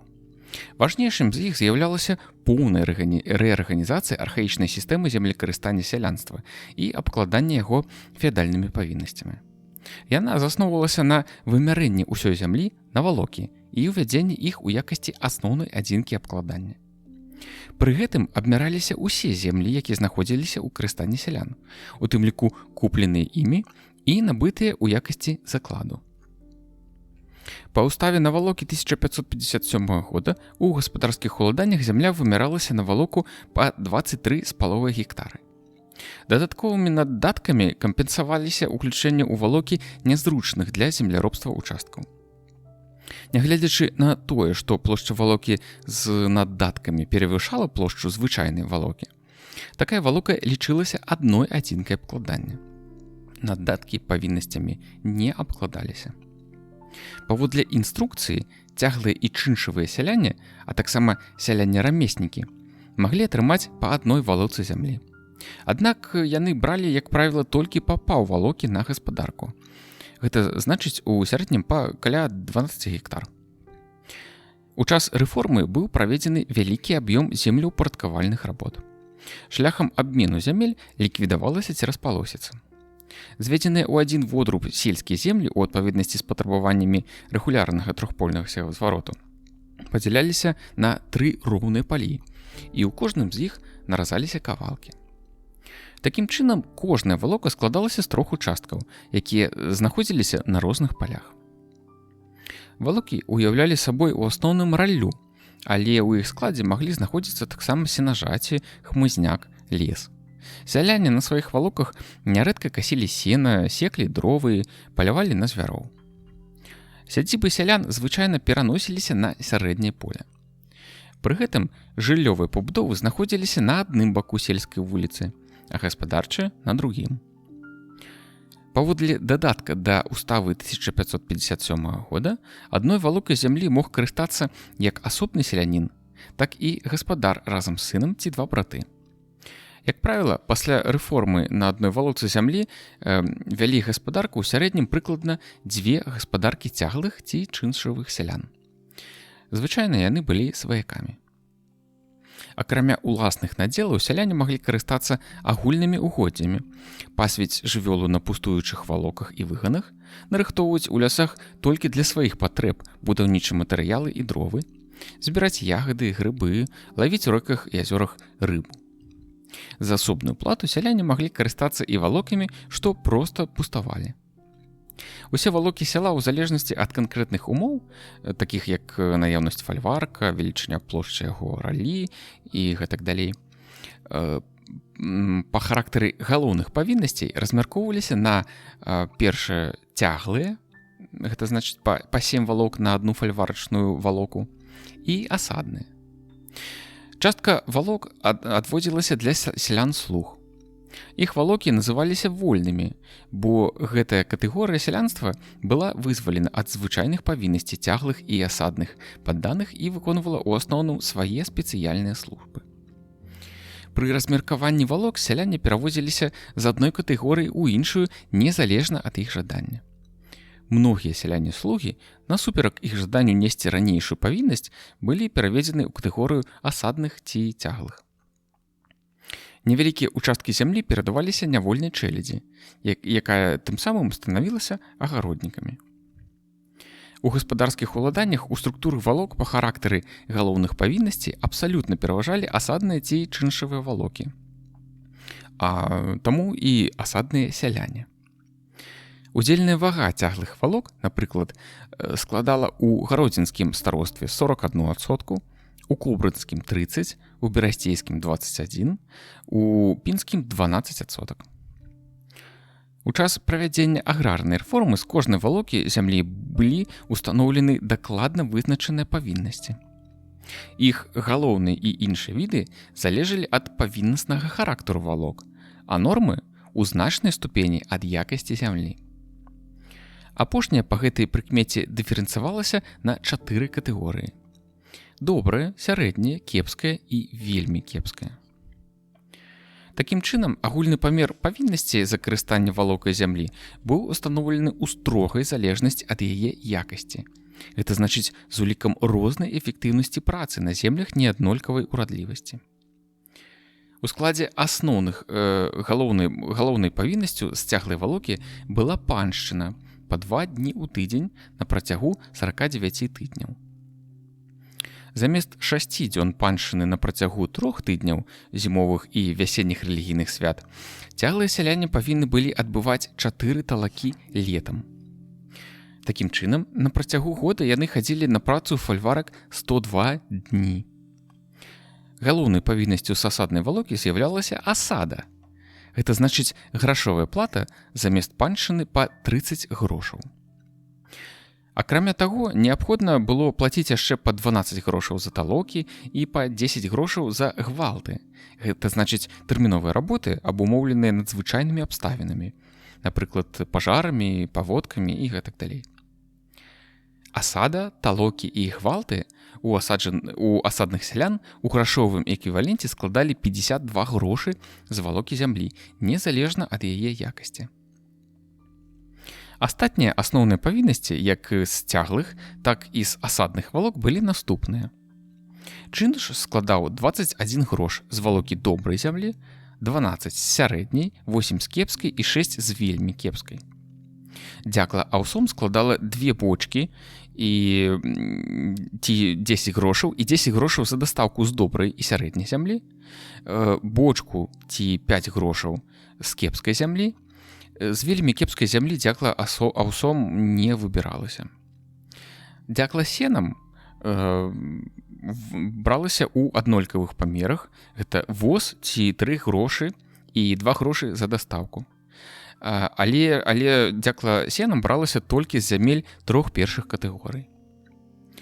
Незалежнымі ад якасці зямлі былі нормы дзякла гусямі па 1 ці 1,5 гроша, курамі па 2 ці 1,6 грошы, яйкамі па 20 ці 0,4 гроша, а таксама так званай невадаўшчыны па 2 грошы, і стацыі грашыма па 2,5 грошы, стацыі ялавіцамі па 1 ці з 30 валок, таксама баранамі па 1 з 15 валок, курамі па 1 і яйкамі па 10. Такім чынам, віды асноўных павіннасцей, чынш, дзякла, невадаўшчына і стацыя, як з цяглых, так і з асадных валок былі аднолькавымі. Аднак нормы чыншу і дзякла аўсом і сенам былі абумоўлены якасцю зямлі. Сукупны кошт усіх павіннасцей з валокі таксама залежаў ад якасці зямлі. З асаднай валокі ён быў з добрай зямлі 106 грошаў, з сярэдняй 97, з кепскай 83 і з вельмі кепскай 66 грошаў. Такім чынам, дыферэнцыяваны ўлік якасці зямлі абумовіў значную розніцу памераў сукупнага кошту ўсіх павіннасцей з валокі зямлі рознай якасці. Напрыклад, кошт усіх павіннасцей з валокі добрай зямлі на 40 грошаў або ў 1,6 раза быў большы, чым адпаведны паказчык для валок з вельмі кепскай глебай.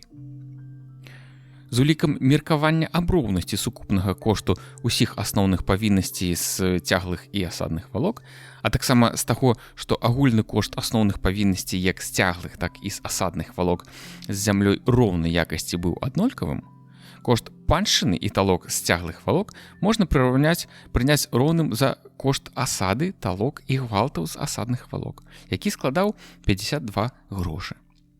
У такім выпадку дзень працы цяглых сялян на паншчыне ці талацэ каштаваў у сярэднім каля паўгроша. З гэтай лічбы удзельная вага паншчыны з цяглых валок у сукупным кошце рэнты складалася 47% з дробнай зямлі, 51% з сярэдняй, 60% з кепскай і 76% з вельмі кепскай зямлі. Удзельная вага рэнты грашыма з асадных валок з зямлёй рознай якасці была значнай і складала адпаведна 48% з добрай, 43% з сярэдняй, 58% з кепскай і 55% з вельмі кепскай зямлі. Акрамя асноўных, сяляне павінны былі таксама выконваць і шэраг дадатковых павіннасцей, такія як касіць фальварачныя сенажаці, перавозіць розныя грузы, будаваць і рамантаваць масты, хадзіць на варту панскіх двароў.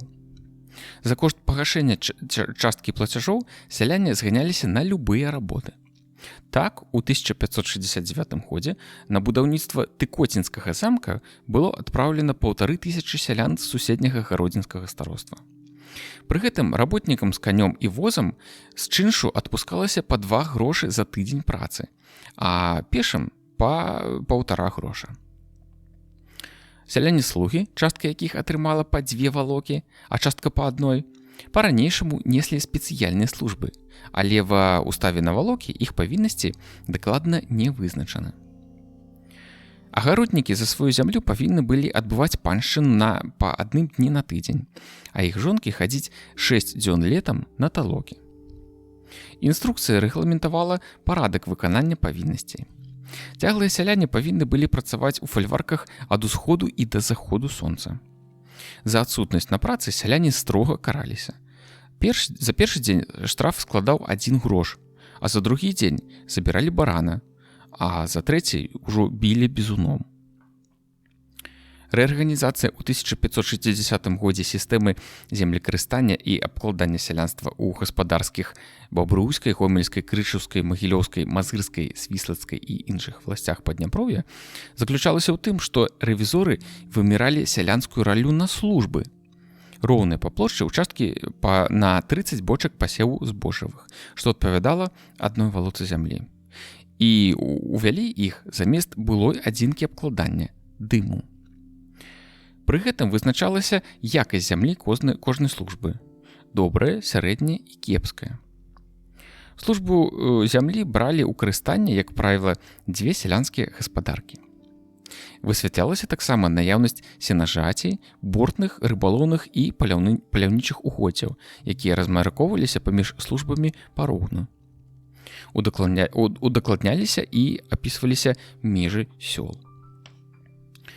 Рэвізоры таксама ўстанавілі са служб і прылеглых сельскагаспадарчых і прамысловых угоддзяў новыя віды і нормы асноўных павіннасцей, галоўным чынам грашыма. Памеры плацяжоў залежалі не толькі ад якасці зямлі, але і ад наяўнасці і велічыні даходаў ад прамысловых угоддзяў. Таму агульныя памеры плацяжоў са служб у розных сёлах былі неаднолькавымі. Нормы павіннасцей са службы былі наступнымі. 60 грошаў з добрай зямлёй, 50 з сярэдняй, 40 грошаў з кепскай. Акрамя таго, сяляне ўносілі з кожнай службы па 1 бочцы жыта і 1 бочцы аўса. За 1 воз сена яны плацілі па 0,4 гроша, а за 1 пуд мёду 20 ці 25 грошаў у залежнасці ад велічыні мясцовых вагавых мер. Выплаты за паляўнічыя і рыбалоўныя угоддзі устанаўліваліся ў памерах, якія адпавядалі велічыні прыбытку ад іх. Акрамя названых асноўных гаспадарскія сяляне падняпроўскіх власцей павінны былі па-ранейшаму выконваць і шэраг дадатковых павіннасцей. Будаваць і рамантаваць замкі, утрымліваць у памежных замках вартаўнічыя пасты, збіраць грошы на аплату падвод, а таксама плаціць натурай і грашыма розным ураднікам. Такім чынам, у выніку аграрнай рэформы 1560 года у гаспадарскіх власцях Падняпров'я сістэма абкладання сялян феадальнымі павіннасцямі стала апірацца на дакладны ўлік колькасці і якасці сельскагаспадарчых і прамысловых угоддзяў, якімі яны карысталіся. Віды і нормы павіннасці з новай адзінкі абкладання службы сталі адзінымі для ўсіх гаспадарскіх сялян гэтага вялікага рэгіёна. Адным з важных вынікаў аграрнай рэформы з'явілася канчатковае ператварэнне сялян-даннікаў у сялян-чыншавікоў, бо ў структуры іх рэнты сталі абсалютна пераважаць грашовыя плацяжы.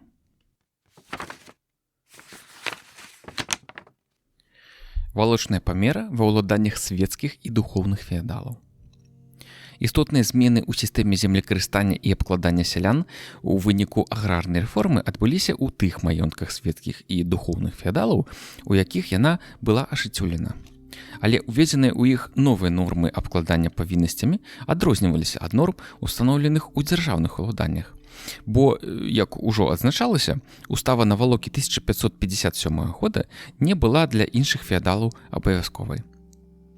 Напрыклад, у маёнтку Іўе ашменскага павету ў 1561 годзе цяглыя сяляне з адной валокі добрай зямлі павінны былі хадзіць 2 дні ў тыдзень на паншчыну і 4 дні ў год на талокі, плаціць 40 грошаў чыншу, даваць 2 бочкі аўса, 1 воз сена, 1 гусь, 2 курыцы, 20 яек, стацыю ялавіцамі, баранамі і, акрамя таго, касіць фальварачныя сенажаці.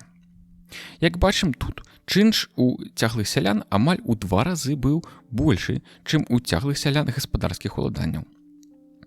А астатнія павіннасці, такія як дзякла жытам, сенам, гусямі, курамі, яйкамі, невадаўшчына, стацыя і касьба, гэтыя астатнія павіннасці былі такімі, як і ва ўладаннях вялікага князя, але іх кошт быў вышэйшы.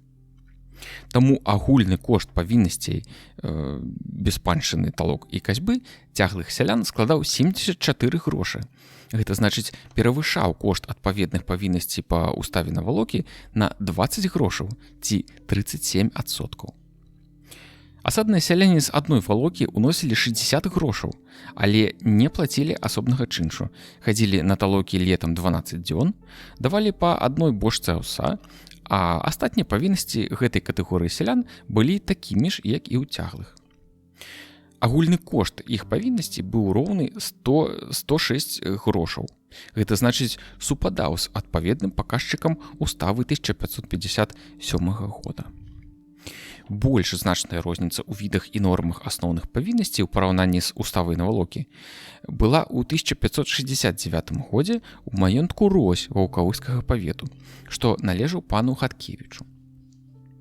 Тут, як і ў многіх іншых маёнтках, якасць зямлі наогул не ўлічвалася.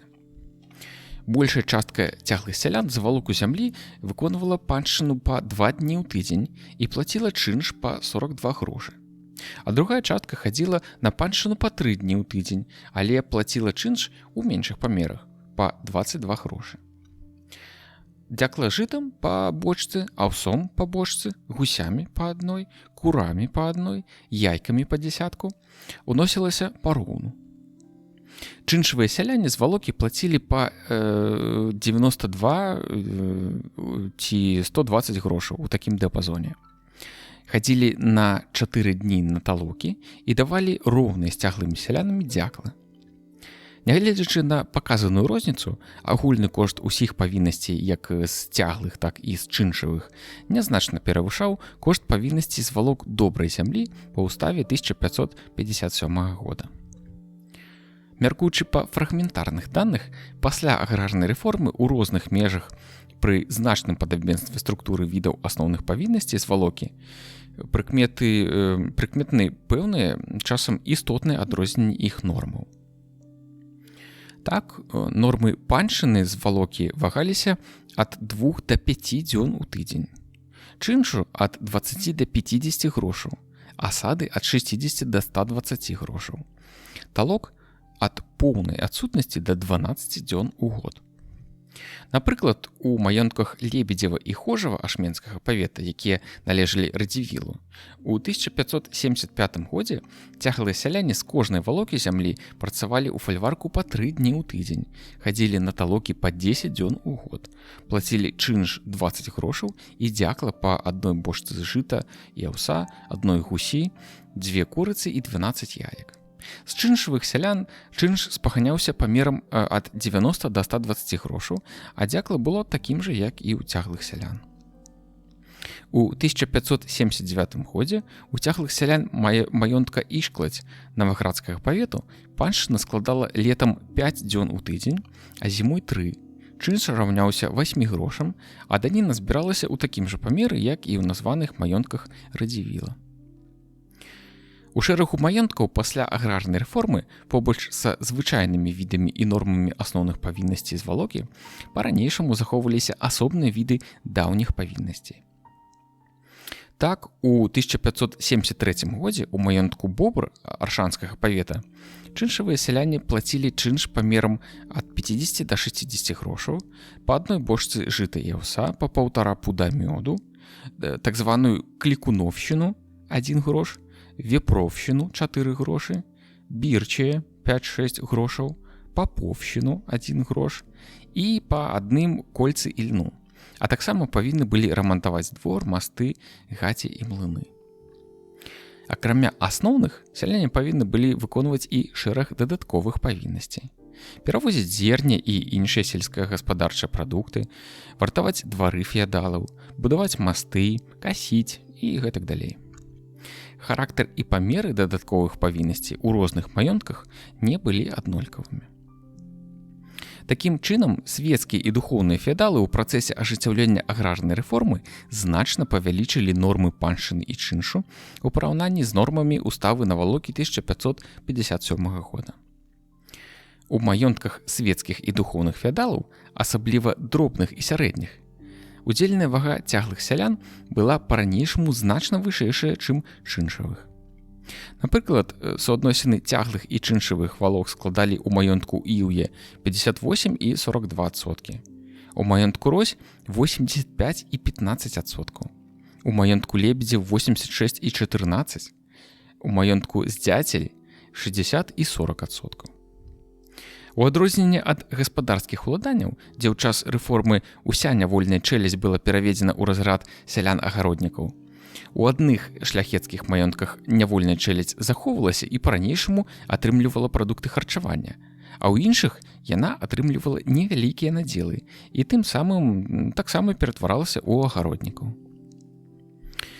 Рэарганізацыя землекарыстання і абкладання сялянства на прынцыпах валочнай сістэмы ў другой палове 16 стагоддзя была здзейснена толькі ў некаторай частцы маёнткаў свецкіх і духоўных феадалаў. Пераважна у паўночна-заходняй частцы Беларусі. У многіх жа маёнтках і надалей па-ранейшаму існавала архаічная сістэма землекарыстання і абкладання сялянства са службаў і дымоў. Аграрная рэформа ў выніку павелічэння норм феадальных павіннасцей сялянства, а таксама ўвядзення больш поўнага і дакладнага ўліку і абкладання ўсіх крыніц даходаў, перш за ўсё зямлі, паляпшэння агратэхнікі, арганізацыі дакладнага кантролю, павышэння ўзроўню кіравання. За кошт усяго гэтага рэформа прывяла да значнага павелічэння прыбыткаў гаспадара, свецкіх і духоўных феадалаў. Гэта значыць да ўзмацнення эксплуатацыі сялянства. Напрыклад, у час вымярэння зямлі Навалокі ў пінскім старостве, усюды, дзе ранейшыя павіннасці аказваліся меншымі, чым прадугледжвалі устава Боны 1552 года і устава Навалокі 57 года, усюды гэтыя павіннасці павялічваліся ў адпаведнасці з нормамі гэтых інструкцый. Калі ж былыя павіннасці былі большымі, чым па уставе Навалокі, яны захоўваліся ў ранейшым памеры. У выніку аграрнай рэформы даходы з берасцейскага староства узраслі прыкладна з 1000 коп грошаў у год да 5500 коп грошаў. Гэта значыць у 5,5 разоў.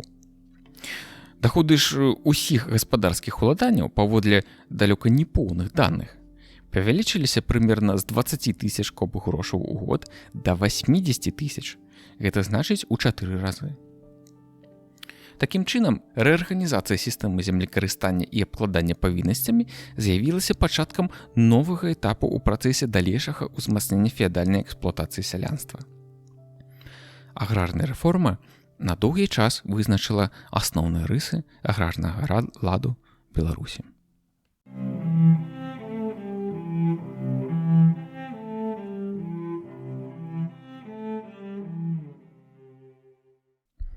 Запрыгоньванне сялянства.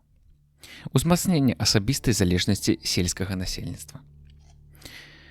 Запрыгоньванне сялянства Беларусі было абумоўлена комплексам узаемазавязаных эканамічных, сацыяльных і палітычных фактараў, якія склаліся на пэўным этапе развіцця феадальнага грамадства.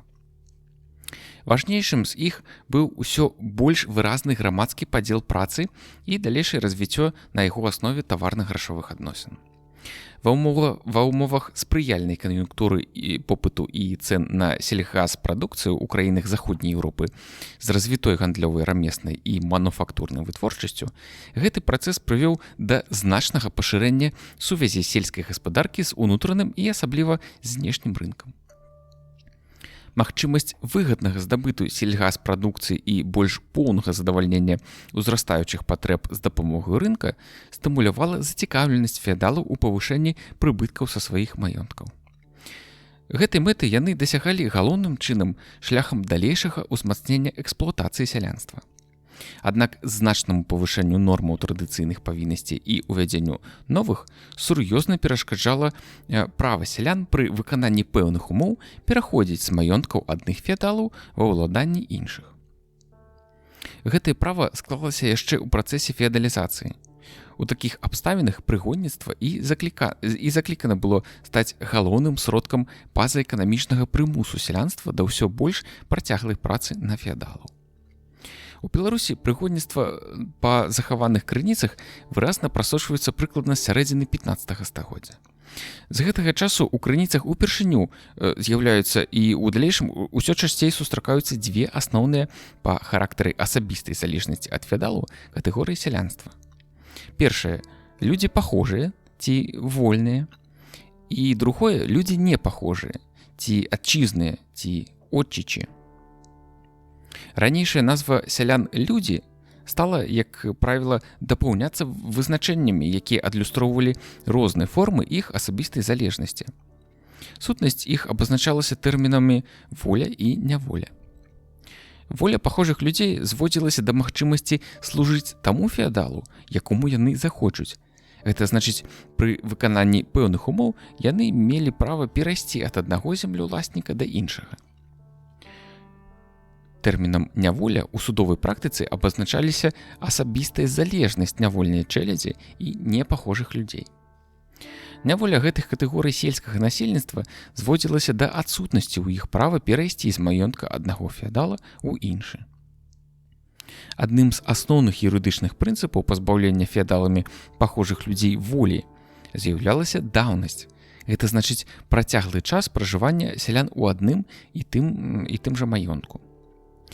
Дзеянне прынцыпу даўнасці, што ўжо склалася ў якасці нормы феадальнага права, прасочваецца па крыніцах толькі з сярэдзіны 15 стагоддзя, аднак высветліць час яго ўзнікнення немагчыма.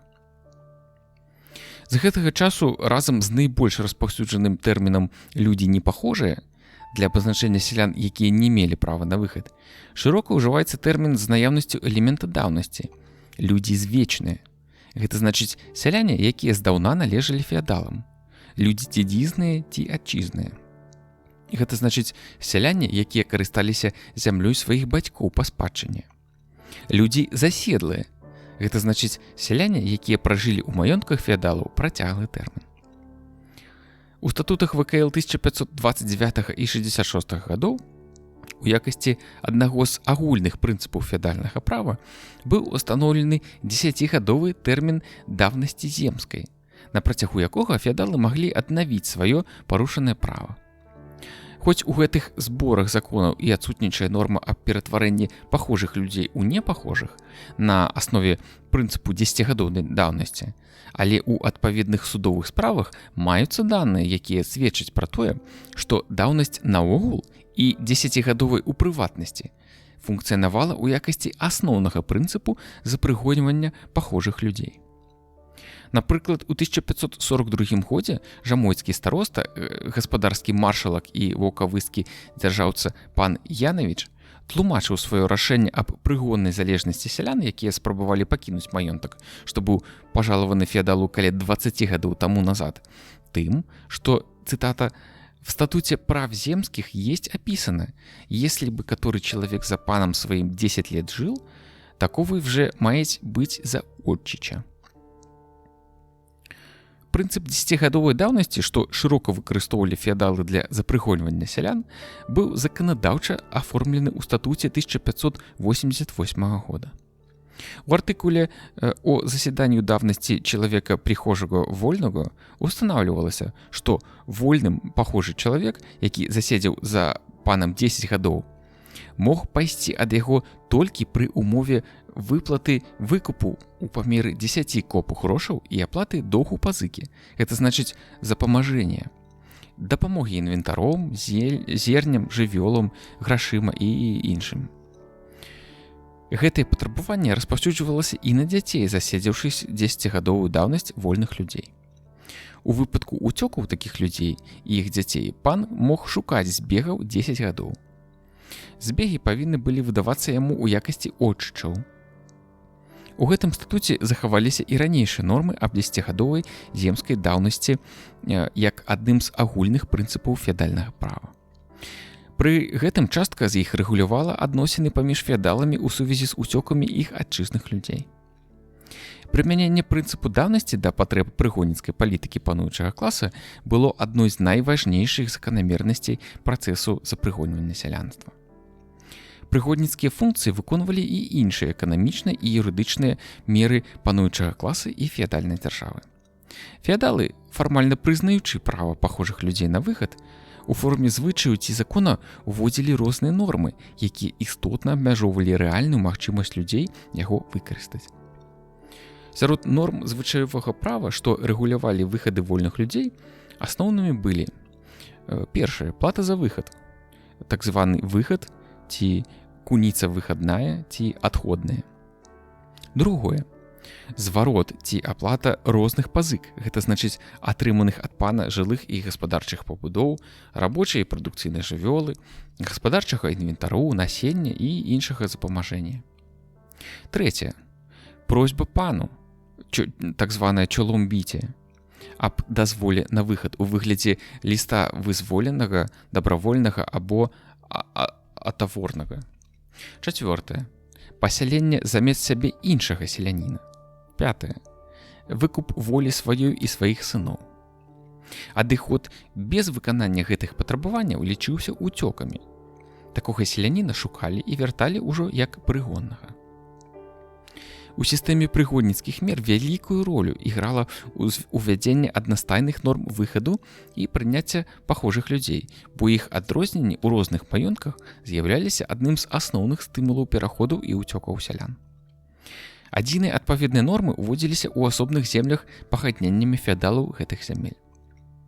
Вялікае значэнне ў працэсе далейшага ўмацавання рэжыму прыгоннага права мела адносна нівеліроўка феадальнай эксплуатацыі сялянства ў маштабах амаль усёй дзяржавы ў выніку ажыццяўлення аграрнай рэформы.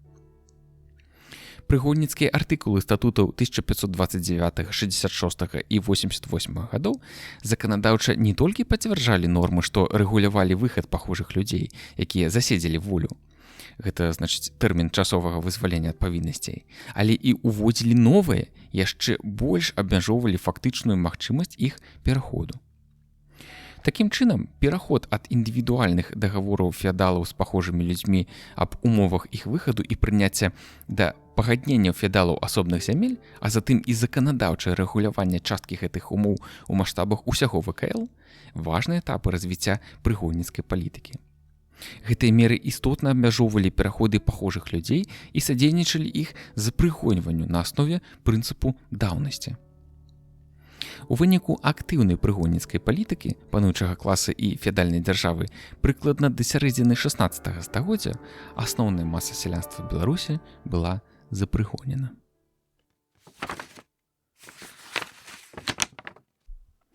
Ператварэнне нявольнай чэлядзі ў прыгоннае сялянства. Запрыгоньванне вольных пахожых людзей. У Беларусі ў 15-16 стагоддзях таксама мела распаўсюджанне старажытная форма асабістай залежнасці закупніцтва. Гэта значыць залог селянінам сваёй асобы ў часовую няволю да адпрацоўкі ці адплаты дадзенай яму крэдыторам у доўг пэўнай сумы грошай. У першай палове 16 стагоддзя закупамі станавілася таксама неплацежаздольныя даўжнікі, незалежна ад прычыны паходжання доўгу. Старажытнай і найбольш грубай формай асабістай залежнасці з'яўлялася рабства. У такой залежнасці знаходзілася нявольная чэлядзь. Несвабода нявольнай чэлядзі разам з адсутнасцю права на выхад была і ў тым, што феадал меў неабмежаванае права ўласнасці на яе. Асноўнай крыніцай папаўнення нявольнай чэлядзі з'яўляліся сяляне. Нявольнымі прызнаваліся дзеці, якія нарадзіліся ў законным шлюбе нявольных са свабоднымі. Але дзеці, што нарадзіліся ў незаконным шлюбе такіх людзей, лічыліся свабоднымі. Сяляне, якія бралі законны шлюб з нявольнай чэляддзю, па феадальных законах таксама павінны былі станавіцца несвабоднымі. Аднак ужо ў першай палове 16 стагоддзя вольныя людзі фактычна захоўвалі свой статус, нягледзячы на тое, што бралі законны шлюб з нявольнымі. Часта сяляне станавіліся нявольнай чэляддзю ў выніку вымушанага самапродажу ці продажу сваіх дзяцей у вечную няволю.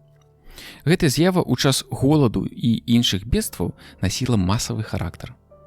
Хоць у 16 стагоддзі законы ВКЛ ужо прызнавалі гэтыя пагадненні несапраўднымі, яны па-ранейшаму практыкаваліся. Колькасць нявольнай чэлядзі папаўнялася перш за ўсё за кошт натуральнага прыросту, бо яе дзеці набывалі статус бацькоў. На працягу азначанага перыяду важнай крыніцай павелічэння колькасці нявольнай чэлядзі былі палонныя. У крыніцах 16 стагоддзя, як ужо адзначалася, прыкметнае ўзмацненне працэсу адмірання рабства, якое станавілася ва ўмовах інтэнсіўнага запрыгоньвання сялянства эканамічна нявыгадным для феадалаў. Яны надзялялі нявольную чэлядзь невялікімі зямельнымі ўчасткамі і тым самым ператваралі іх у прыгонных сялян-агароднікаў. Гэтая з'ява ў перыяд правядзення аграрнай рэформы набыла масавы характар, у выніку чаго частка нявольнай чэлядзі ўвайшла ў склад прыгоннага сялянства. Такім чынам, у Беларусі ў канцы 16 стагоддзя у выніку запрыгоньвання асноўнай масы сялянства і збліжэння яго па сацыяльна-эканамічным статусе з нявольнай чэляддзю, у агульных рысах сфарміраваўся адносна адзіны клас саслоўя феадальнага грамадства – прыгоннае сялянства. Ва ўмовах інтэнсіўнага запрыгоньвання сялянства колькасць пахожых людзей ужо да сярэдзіны 16 стагоддзя істотна скарацілася. Аднак гэтая катэгорыя сялянства ўсё-такі поўнасцю не знікла і ў наступны перыяд. Частка пахожых людзей змагла займець волю шляхам перыядычных пераходаў ад адных феадалаў да іншых, а некаторая частка нявольнай чэлядзі і непахожых людзей стала пахожымі людзьмі ў выніку атрымання імі волі, а таксама праз выкуп, уцёкі і гэтак далей. Аднак пры манаполіі феадалаў на зямлю пахожыя людзі, якія вызваляліся тым ці іншым шляхам ад няволі адных феадалаў, павінны былі зноў закладвацца за іншых і часам зноў ператвараліся ў прыгонных. Заканадаўчае афармленне прыгоннага права. Адначасова з запрыгоньваннем сялянства ішоў працэс фарміравання і заканадаўчага афармлення сістэмы юрыдычных норм, закліканых ахоўваць права ўласнасці феадалаў на прыгонных сялян. Развіццё такіх форм было абумоўлена як актывізацыяй барацьбы сялянства ў форме ўцёкаў супраць узмацнення сацыяльнага прыгнёту, так і ўзрастаннем парушэнняў прыгоннага заканадаўства, асабліва з боку буйных зямельных уласнікаў. У такіх абставінах асноўная маса феадалаў дабівалася забароны прыняцця ўцекачоў, а таксама забеспячэння іх пошуку і вяртання. Першым вядомым нам заканадаўчым актам, што забараніў прыём уцекачоў, з'яўляецца прывілей 1447 года феадалам ВКЛ. Паводле яго вялікі князь і іншыя феадалы ўзаемна абавязаліся не прымаць у свае маёнткі з чужых, цытата, людзей даных і з вечных селянітых невольных. Таксама людзей непахожых, данных і невольных мужчын, ані жон, ані жадных поданых. Гэты артыкул, які узаконіў права феадалаў на пошук і вяртанне ўцекачоў, а таксама абавязак феадалаў, што іх прынялі, выдаваць іх таму, ад каго яны ўцяклі, з'явіўся першым асноўным законам сістэмы норм па ахове прыгонніцтва, што складалася. Таму прывілей 1447 года паклаў пачатак заканадаўчаму афармленню і замацаванню прыгоднага права ў ВКЛ. Важнейшай асаблівасцю складання прыгонніцкага заканадаўства ВКЛ у далейшым з'яўляецца не толькі стварэнне новых юрыдычных норм, але і прыстасаванне артыкулаў рускай праўды аб уцёках халопаў да новых сацыяльна-палітычных умоў. Так, у судебніку 1468 года прадугледжвалася смяротная кара за вывад людзей і нявольнай чэлядзі у выпадку, калі вінаватага зловяць на месцы злачынства. А ў рускай праўдзе злодзей за крадзеж халопа караўся толькі штрафам. Такім чынам, у параўнанні з рускай праўдай судзебнік 1468 года не толькі перанёс адпаведную норму на нявольную чэлядзь і нехожых людзей, але і зрабіў больш жорсткім пакаранне за іх крадзеж. У перыяд да ўвядзення ў дзеянне статута ВКЛ 1529 года у судовай практыцы пры пошуку і вяртанні нявольнай чэлядзі і нехожых людзей, якія ўцяклі, шырока выкарыстоўваліся нормы звычаёвага права, угрунтаваныя артыкуламі рускай праўды аб парадку адшуквання беглых халопаў, аб узнагароджанні за іх злаўлення, аб пакараннях за дапамогу і прыняцце уцекачоў. У значна перапрацаваным выглядзе гэтыя нормы былі ўключаны ў статут ВКЛ 1529 года, а затым і ў статуты 1566 і 88 гадоў, дзе склалі асноўную частку сістэмы норм, што рэгулявалі адносіны паміж феадаламі па пытанні аб пошуку і вяртанні уцекачоў. У выпадку уцёкаў нявольнай чэлядзі ці нехожых людзей феадал мог прылюдна абвясціць аб гэтым у грамадскім месцы, напрыклад, на кірмашы ці ў царкве, і абяцаць узнагароду за іх адшуканне. Вінаваты ў якой-небудзь дапамозе ўцекачам павінен быў знайсці і вярнуць іх, а таксама заплаціць штраф за маруднасць у іх выдачы з разліку 6 грошаў за кожнага ў тыдзень за ўвесь час, на працягу якога ўцекачы не служылі свайму пану. Калі феадал затрымліваў у сябе ўцекача на працягу 1 года і болей, то штраф быў роўны кошту штрафу за забойства таго ці іншага залежнага чалавека. Феадал, які не выдаў знойдзенага ў яго ўцекача або дазволіў яму ўцячы зноў, адмовіўся ці не змог яго адшукаць, павінен быў аплаціць галоўшчыну, навязку, кошт маёмасці, а таксама судовыя выдаткі, звязаныя з пошукам і вяртаннем уцекача. Асобы, якіх перанялі на дарозе ў момант крадзяжу нявольнай чэлядзі ці нехожых людзей, надлягалі смяротнаму пакаранню. Феадалы захоўвалі права на пошук, лоўлю і вяртанне ў судовым парадку уцекачоў у нявольную чэлядзь бестэрмінова, а нехожых людзей на працягу 10, а ў асобных выпадках і больш за 20 гадоў. Нягледзячы на заканадаўчую і судовую ахову прыгоннага права, многія феадалы, асабліва буйныя, па-ранейшаму парушалі законы.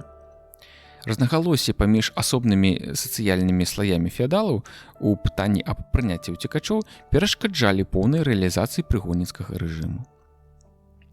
Разам з адмаўленнем асабістай свабоды сялян істотнымі атрыбутамі прыгоннага права з'яўляліся шырокія правы феадалаў на распараджэнне прыгоннымі падданымі. Яны перадавалі іх у спадчыну, дарылі, мянялі, закладвалі і прадавалі з зямлёй, а часам і без яе. Істотным атрыбутам феадальнай уласнасці на зямлю з'яўлялася права феадалаў, якое склалася ў часы рускай праўды, судзіць і караць падданых у межах сваіх уладанняў. Прывілей 1447 года, судзебнік 1468, статуты ВКЛ 1529, 66 і 88 гадоў умацавалі юрысдыкцыю свецкіх феадалаў. У выпадку ўзнікнення грамадзянскага іску да падданых феадала з боку трэціх асоб, іх судзіў і караў сам феадал. Толькі пры адмове феадала вчыніць справядлівасць, гэта значыць разгледзець канфлікт і задаволіць пацярпелага, справа перадавалася прадстаўнікам адміністрацыі вялікага князя. У якасці мер уздзеяння на сялян феадалы і іх адміністрацыі ўжывалі штрафы, канфіскацыю маёмасці, цялесныя пакаранні, зняволенне ў турме і нават смяротную кару. Заключаны здзелкі на маёнткі, у тым ліку і аб закладзе, феадалы перадавалі адзін аднаму таксама і права юрысдыкцыі. Напрыклад, гаспадарскі дваранін Уколаў у сваім лісце 1552 года аб закладзе маёнтка Брольнікі Наваградскага павета агаворваў права крэдытора вінных горлам караць. У 1567 годзе князь Санхушка заклаў маёнтак Палонка Слонімскага павета з усімі падданымі, з іх, цытата, «паслушэнствам, з прысудам і всякай владнасцю». У тым ліку і правам судзіць сялян, цытата, «подле волі сваей і як сам похочет», і караць іх штрафамі і смерцю. У 1600 годзе у Менскім Гродскім судзе усеўладдзе паноў над сялянамі шляхціч Ахрэмавіч выказаў наступнымі словамі: «Которого подданного за непослушенство бите, карате и пограбите, сей дзей нікому не павінен справаваць». Таксама значна былі абмежаваны ў параўнанні з прывілеяванымі сасловамі і правы сялян ва ўсіх сферах сацыяльнага жыцця.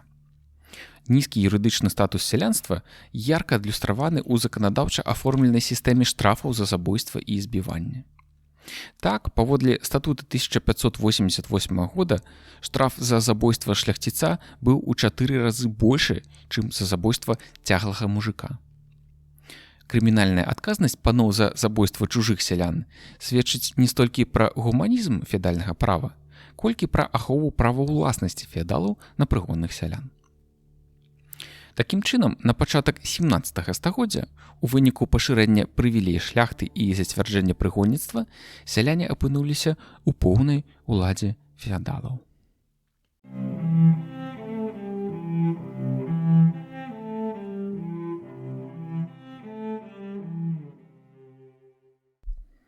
Сацыяльна-класавыя супярэчнасці і канфлікты. Скаргі на злоўжыванне феадалаў і ўраднікаў, адмовы сялян ад выканання павіннасцей. Узмацненне ўсіх форм феадальнага прыгнёту сялянства з'яўлялася галоўнай прычынай абвастрэння сацыяльных супярэчнасцей і канфліктаў у Беларусі ў 15-16 стагоддзях.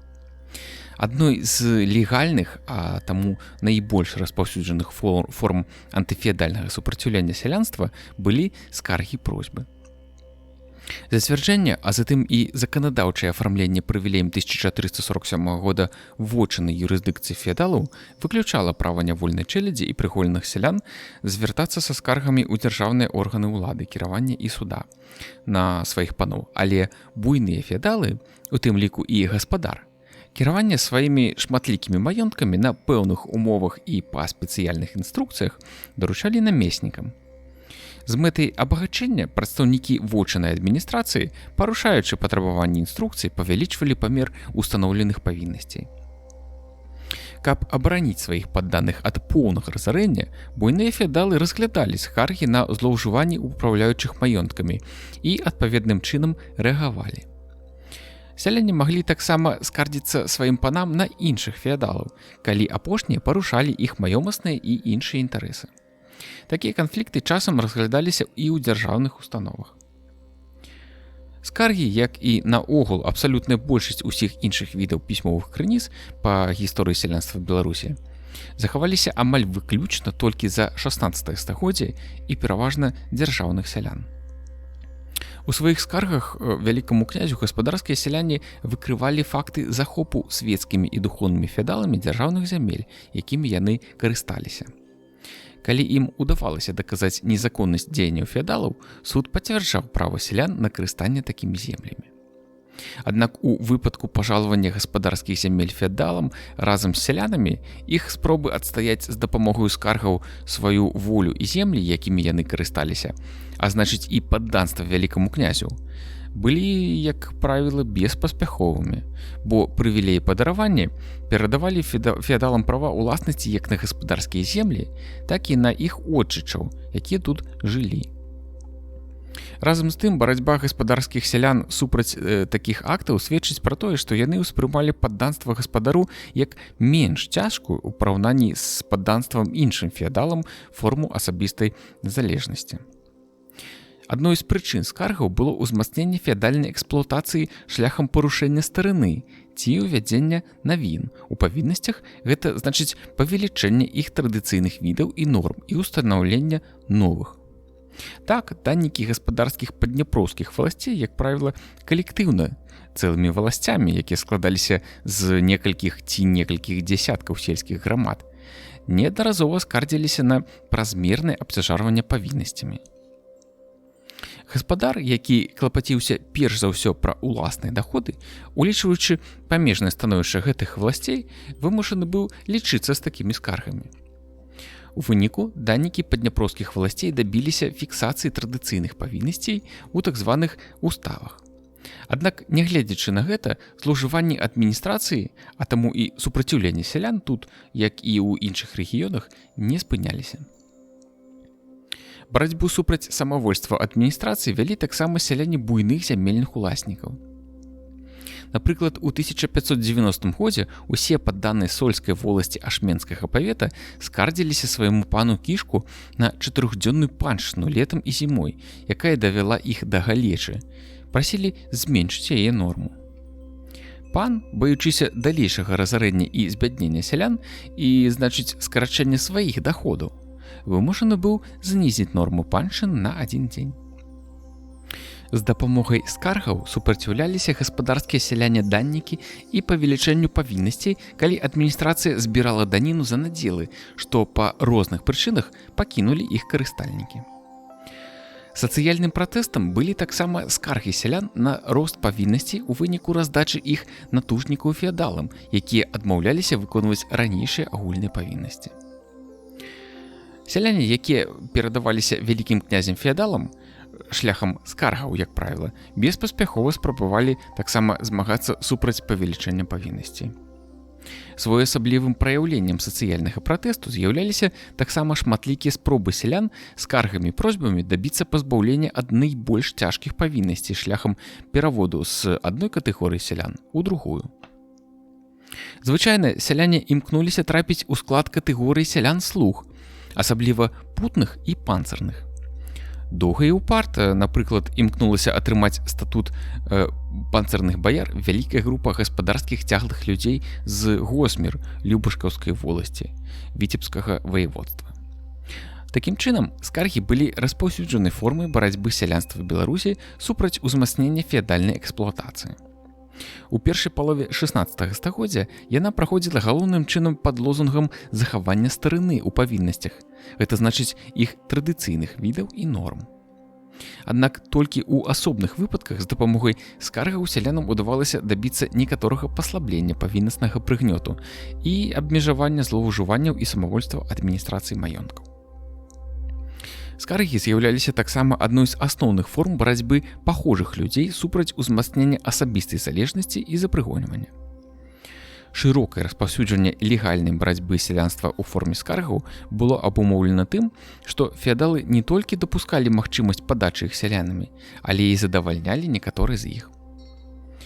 Захоўванне судовымі органамі пэўнай законнасці ў адносінах да сялянства садзейнічала зацвярджэнню ў яго масавай свядомасці палітычна наіўнай веры ў справядлівасць феадальных інстытутаў, асабліва гаспадара вялікага князя.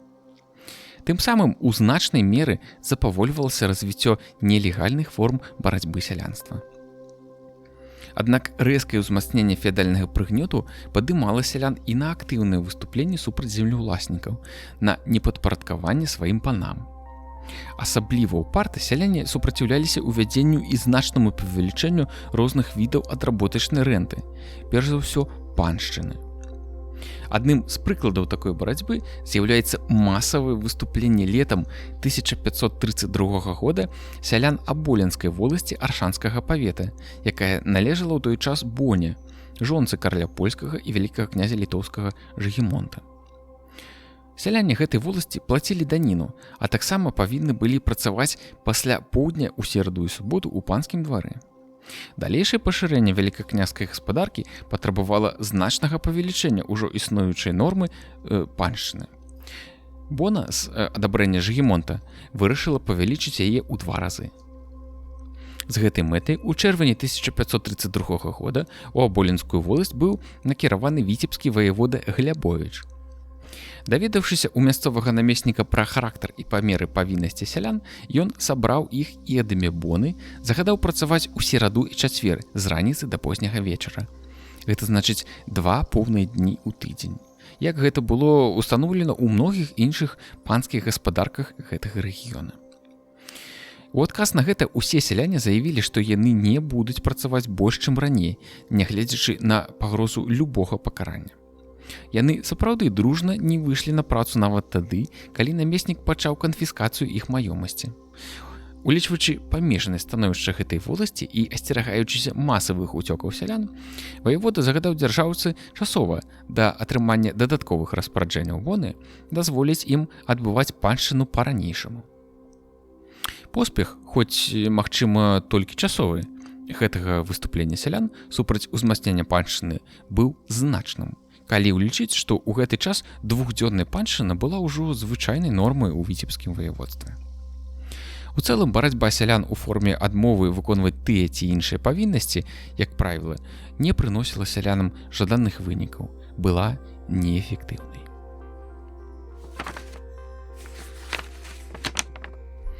Пераходы вольных сялян. Уцёкі – асноўная форма барацьбы сялянства супраць узмацнення прыгнёту.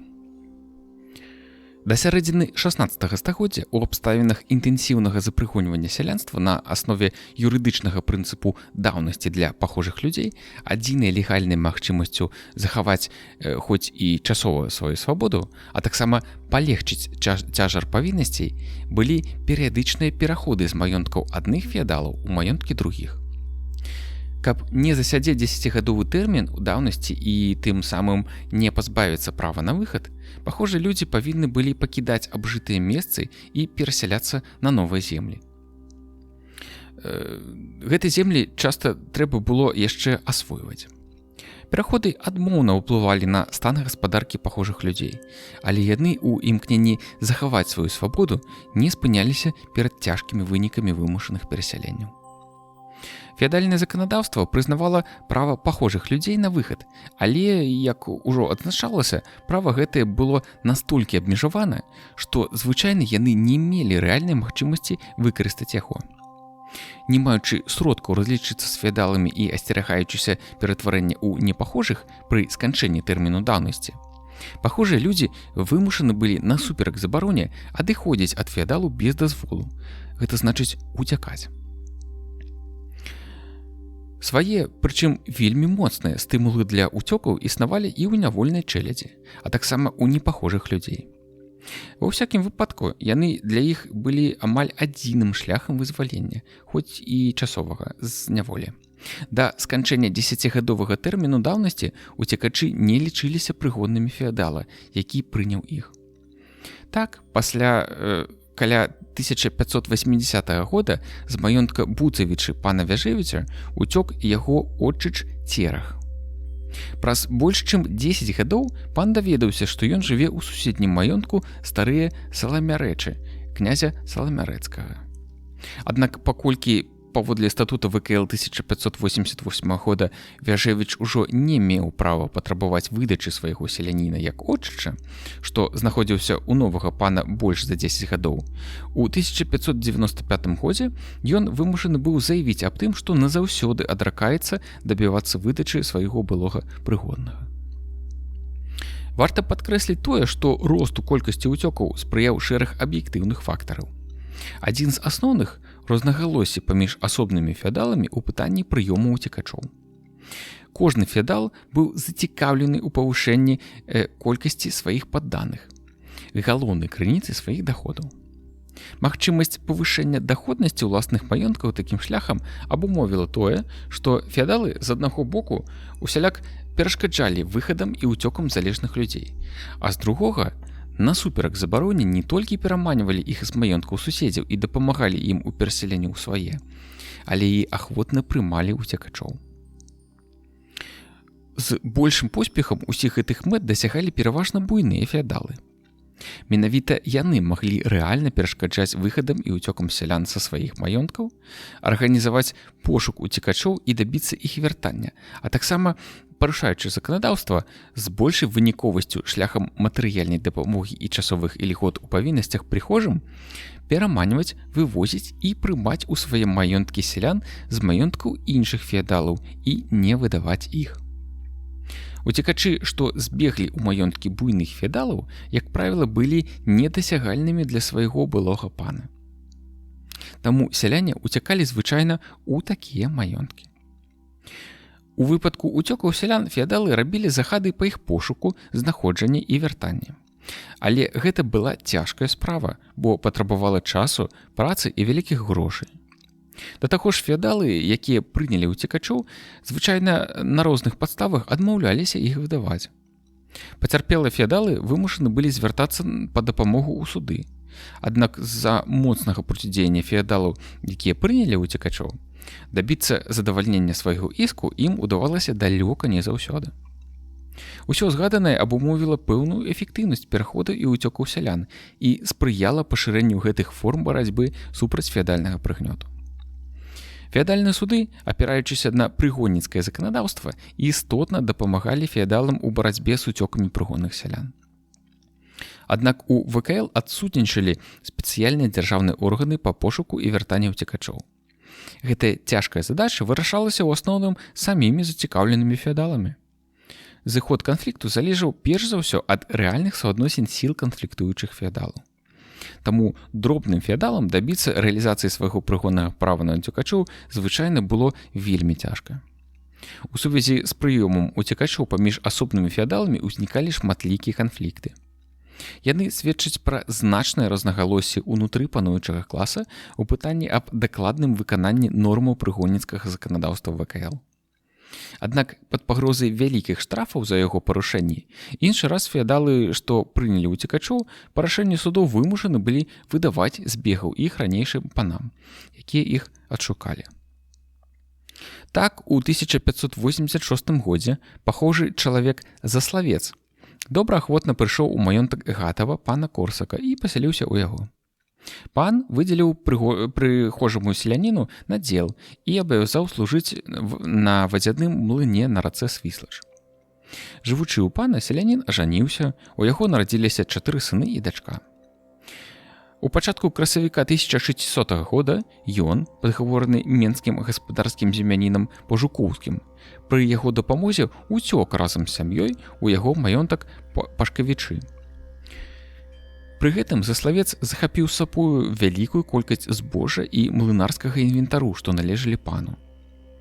Гатаўскі цівун Куцрыч адразу ж заявіў аб уцекачах у Менскі гродскі суд, падкрэсліўшы, што Заславец, цитата, «вже давно от колька лет давность земскую промешкавший засидел». 16 красавіка слуга пана Барташевіч разам з возным адшукаў збега ў маёнтку Пашкавічы. 14 мая 1600 года тут адбыўся суд. Прыведзены на суд па загадзе Пажукоўскага Заславец заявіў, што ён 10гадовай земскай даўнасці ў пана не засядзеў, бо жыў у яго толькі 8 гадоў. Але пакліканыя ўпаўнаважаным пана Корсака Барташевічам сведкі паказалі, што Заславец засядзеў у Гатаве не 10, а 14 гадоў. Заславец не стаў аспрэчваць гэта надалей. Барташевіч запатрабаваў у Пажукоўскага выдачы ўцекача, яго дзяцей і ўсей маёмасці яго і пана. Апошнім вымушаны быў задаволіць гэтае патрабаванне. Сяляне ўцякалі, як правіла, групамі разам са сваімі сем'ямі, часам са сваякамі і суседзямі і забіралі звычайна асноўную маёмасць. Рабочую і прадукцыйную жывёлу, збожжа, гаспадарчы інвентар і гэтак далей. Уцякалі яны звычайна ў маёнткі ці гарады, размешчаныя ў межах аднаго і таго ж павета.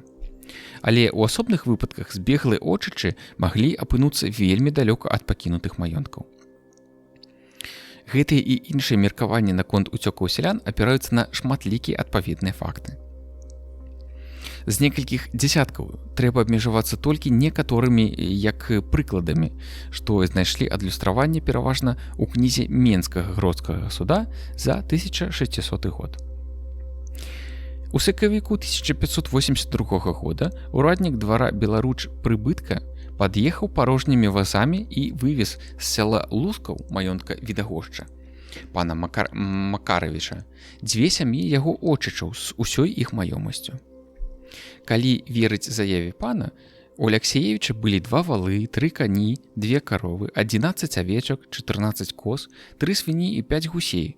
Усяго 40 галоў рознай хатняй жывёлы, а таксама 5 бочак жыта, 7 аўса, 3 грэчкі, 4 ярыцы, 3 пшаніцы, усяго 22 бочкі рознага збожжа. Паўдавы кур'яўны былі 2 валы, 2 кані, 2 каровы, 14 авечак, 2 казы, 5 свіней, 6 гусей і 10 курэй, усяго 43 галавы. А таксама 2 бочкі жыта, 4 аўса, 2 грэчкі, 1,5 ярыцы, 1 пшаніцы, 3 гароху, усяго амаль 13 бочак збожжа. Акрамя збожжа і хатняй жывёлы, яны захапілі з сабой і шмат рознага адзення, поты і некаторыя прылады працы, такія як нарогі і сякеры, відавочна купленыя. Нярэдка уцёкі прыгонных сялян суправаджаліся крадзяжом маёмасці феадалаў, вывадам іх нявольнай чэлядзі, а калі-нікалі збіццём ці забойствам ненавісным ім цівуном і іншых ураднікаў. У 1565 годзе, напрыклад, ад пана Угліка уцяклі 3 яго отчычаў з сям'ёй і са сваёй маёмасцю. Аселі яны ў мястэчку Косава князя Кашырскага. У кастрычніку 1565 года сын аднаго з гэтых сялян, даведаўшыся аб з'яўленні ў мястэчку урадніка былога пана, падрыхтаваў у лесе засаду і забіў яго, пасля чаго уцёк у невядомым кірунку. Масавае незадавальненне сялянства выклікала аграрная рэформа. Мяркуючы, напрыклад, па рэестру памеры валок гродзенскага староства за 1558-63 гады, гаспадарскія падданыя часта адмаўляліся прымаць валокі і пераходзілі ў іншыя гаспадарскія воласці ці ўцякалі ў маёнткі іншых феадалаў і нават за мяжу. У шэрагу выпадкаў рэвізоры, асцерагаючыся ўцёкаў усіх сялян з таго ці іншага сяла, вымушаны былі задавальняць некаторыя іх патрабаванні. Часам яны прызнавалі глебу па якасці горшай у параўнанні з раней прынятай імі ацэнкай. Як кампенсацыю давалі за землі з вельмі кепскай глебай значныя дадатковыя часткі зямлі звышвалокі, за якія сяляне не павінны былі выконваць павіннасці. Таксама зніжалі памер павіннасцей у параўнанні з нормамі уставы 1557 года ці нават наогул вызвалялі ад павіннасці на поўны тэрмін. Незадаволенасць сялян-слуг выклікаў перавод іх у катэгорыю асадных і цяглых сялян, які адбываўся ў перыяд рэформы ў шырокіх маштабах. У сваіх шматлікіх скаргах гаспадару многія сяляне-слугі прасілі пакінуць іх на былых павіннасцях. Гаспадар, асцерагаючыся больш рашучых дзеянняў падданых, у некаторых выпадках задавальняў такія просьбы. Так, у 1560 годзе 3 пекары Лабненскай воласці Гродзенскага староства скардзіліся гаспадару на рэвізораў Дыбоўскага і Войну, якія ў час новага вымярэння зямлі на валокі адабралі ў іх 6 валок зямлі, што былі раней у іх карыстанні, а далі ім толькі па адной.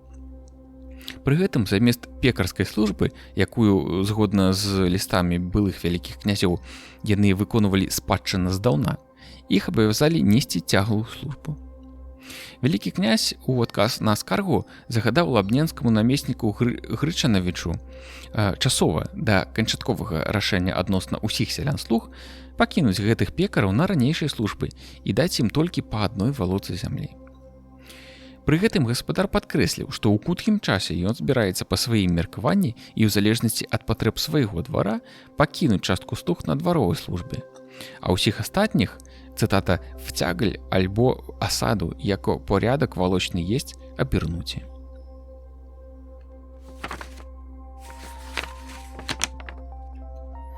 Узброенае супраціўленне сялян. Пры асабліва значным узмацненні феадаламі прымусу і эксплуатацыі супраціўленне сялян рэзка ўзрастала. Ад скаргаў, адмоў выконваць павіннасці, уцёкаў яны пераходзілі да больш актыўных форм барацьбы, гвалтоўных дзеянняў разбойнага характару, часам з прымяненнем зброі.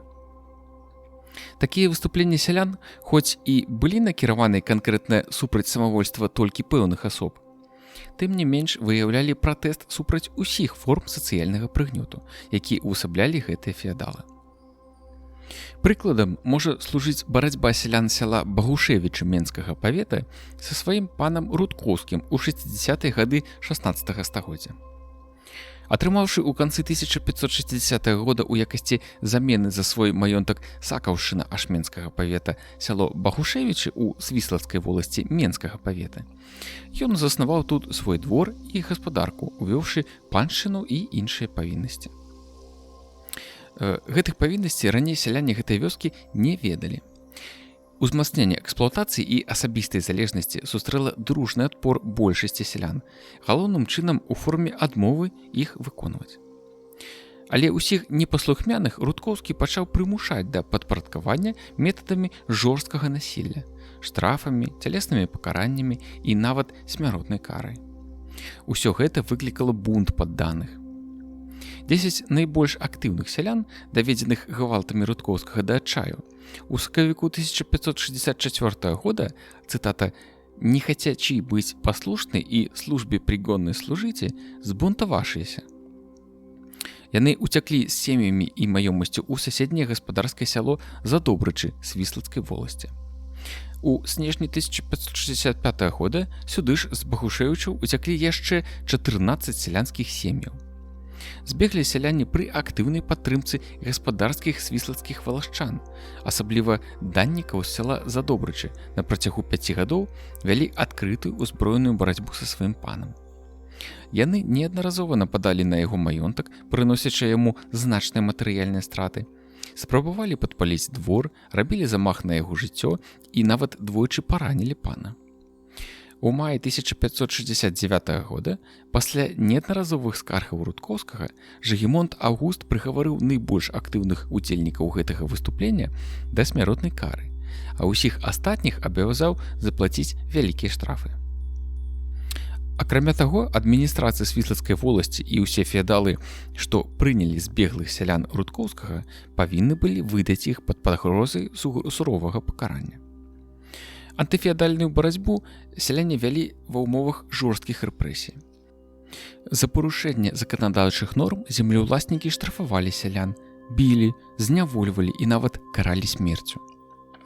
Напрыклад, у 1560 годзе мяшчане і валашчане гаспадарскага прапойскага замка скардзіліся вялікаму князю на чачэрскага і прапойскага дзяржаўцу Зяновіча, які, у прыватнасці, за адмову касіць, араць і выконваць іншыя работы, забраў у іх вялікую колькасць мёду. Акрамя таго, сялян, што ішлі скардзіцца на гаспадара за злоўжыванні дзяржаўцы, ён перапыняў на дарогах і збіваў. Такім чынам, 3 галоўныя сацыяльна-эканамічныя фактары пагаршэння становішча сялянства – гэта наступныя: умацаванне манапольнага права ўласнасці феадалу на зямлю, узмацненне феадальнай эксплуатацыі і зацвярджэнне прыгонніцтва. Гэтыя фактары абумовілі развіццё 3 асноўных кірункаў яго антыфеадальнай барацьбы: за забеспячэнне сваіх гаспадарак зямлёй, аблягчэнне павіннасцей і асабістую свабоду. У шэрагу антыфеадальных выступленняў сялянства гэтыя 3 кірункі ў той ці іншай ступені выяўляліся адначасова. Пэўная спецыфіка аграрных адносін у розных выпадках абумовіла вялікую разнастайнасць канкрэтных выступленняў.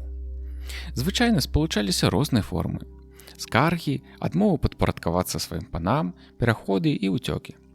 Пераважалі індывідуальныя, утоеныя, легальныя і мірныя сацыяльныя пратэсты. Аднак іншы раз сяляне выкарыстоўвалі і калектыўныя, адкрытыя, нелегальныя і гвалтоўныя формы. Антыфеадальнай барацьбе сялян Беларусі быў уласцівы шэраг рыс, абумоўленых палітычнай неразвітасцю яго як класа. Сацыяльная свядомасць сялян, што грунтавалася на пануючай тады рэлігійнай ідэалогіі з яе устаноўкай на пакорлівасць, арыентавалася на наіўную веру ў справядлівасць феадальных інстытутаў самога вялікага князя літоўскага. Таму сацыяльнае супраціўленне сялян мела абарончы і стыхійны характар. Яны падымаліся на барацьбу ў адказ на канкрэтныя акты самавольства феадалаў і звычайна толькі пад кансерватыўным агульным лозунгам захавання традыцыйных звычаяў. Істотнай рысай антыфеадальных выступленняў сялян з'яўляецца таксама лакальнасць, абумоўленая адсутнасцю адзінства і неарганізаванасцю. Адзначаныя рысы сацыяльнай барацьбы сялянства сведчаць, што на тым этапе развіцця феадалізму на Беларусі яно яшчэ не склалася ў палітычную сілу, якая б усведамляла свае класавыя інтарэсы і была здольная іх адстойваць.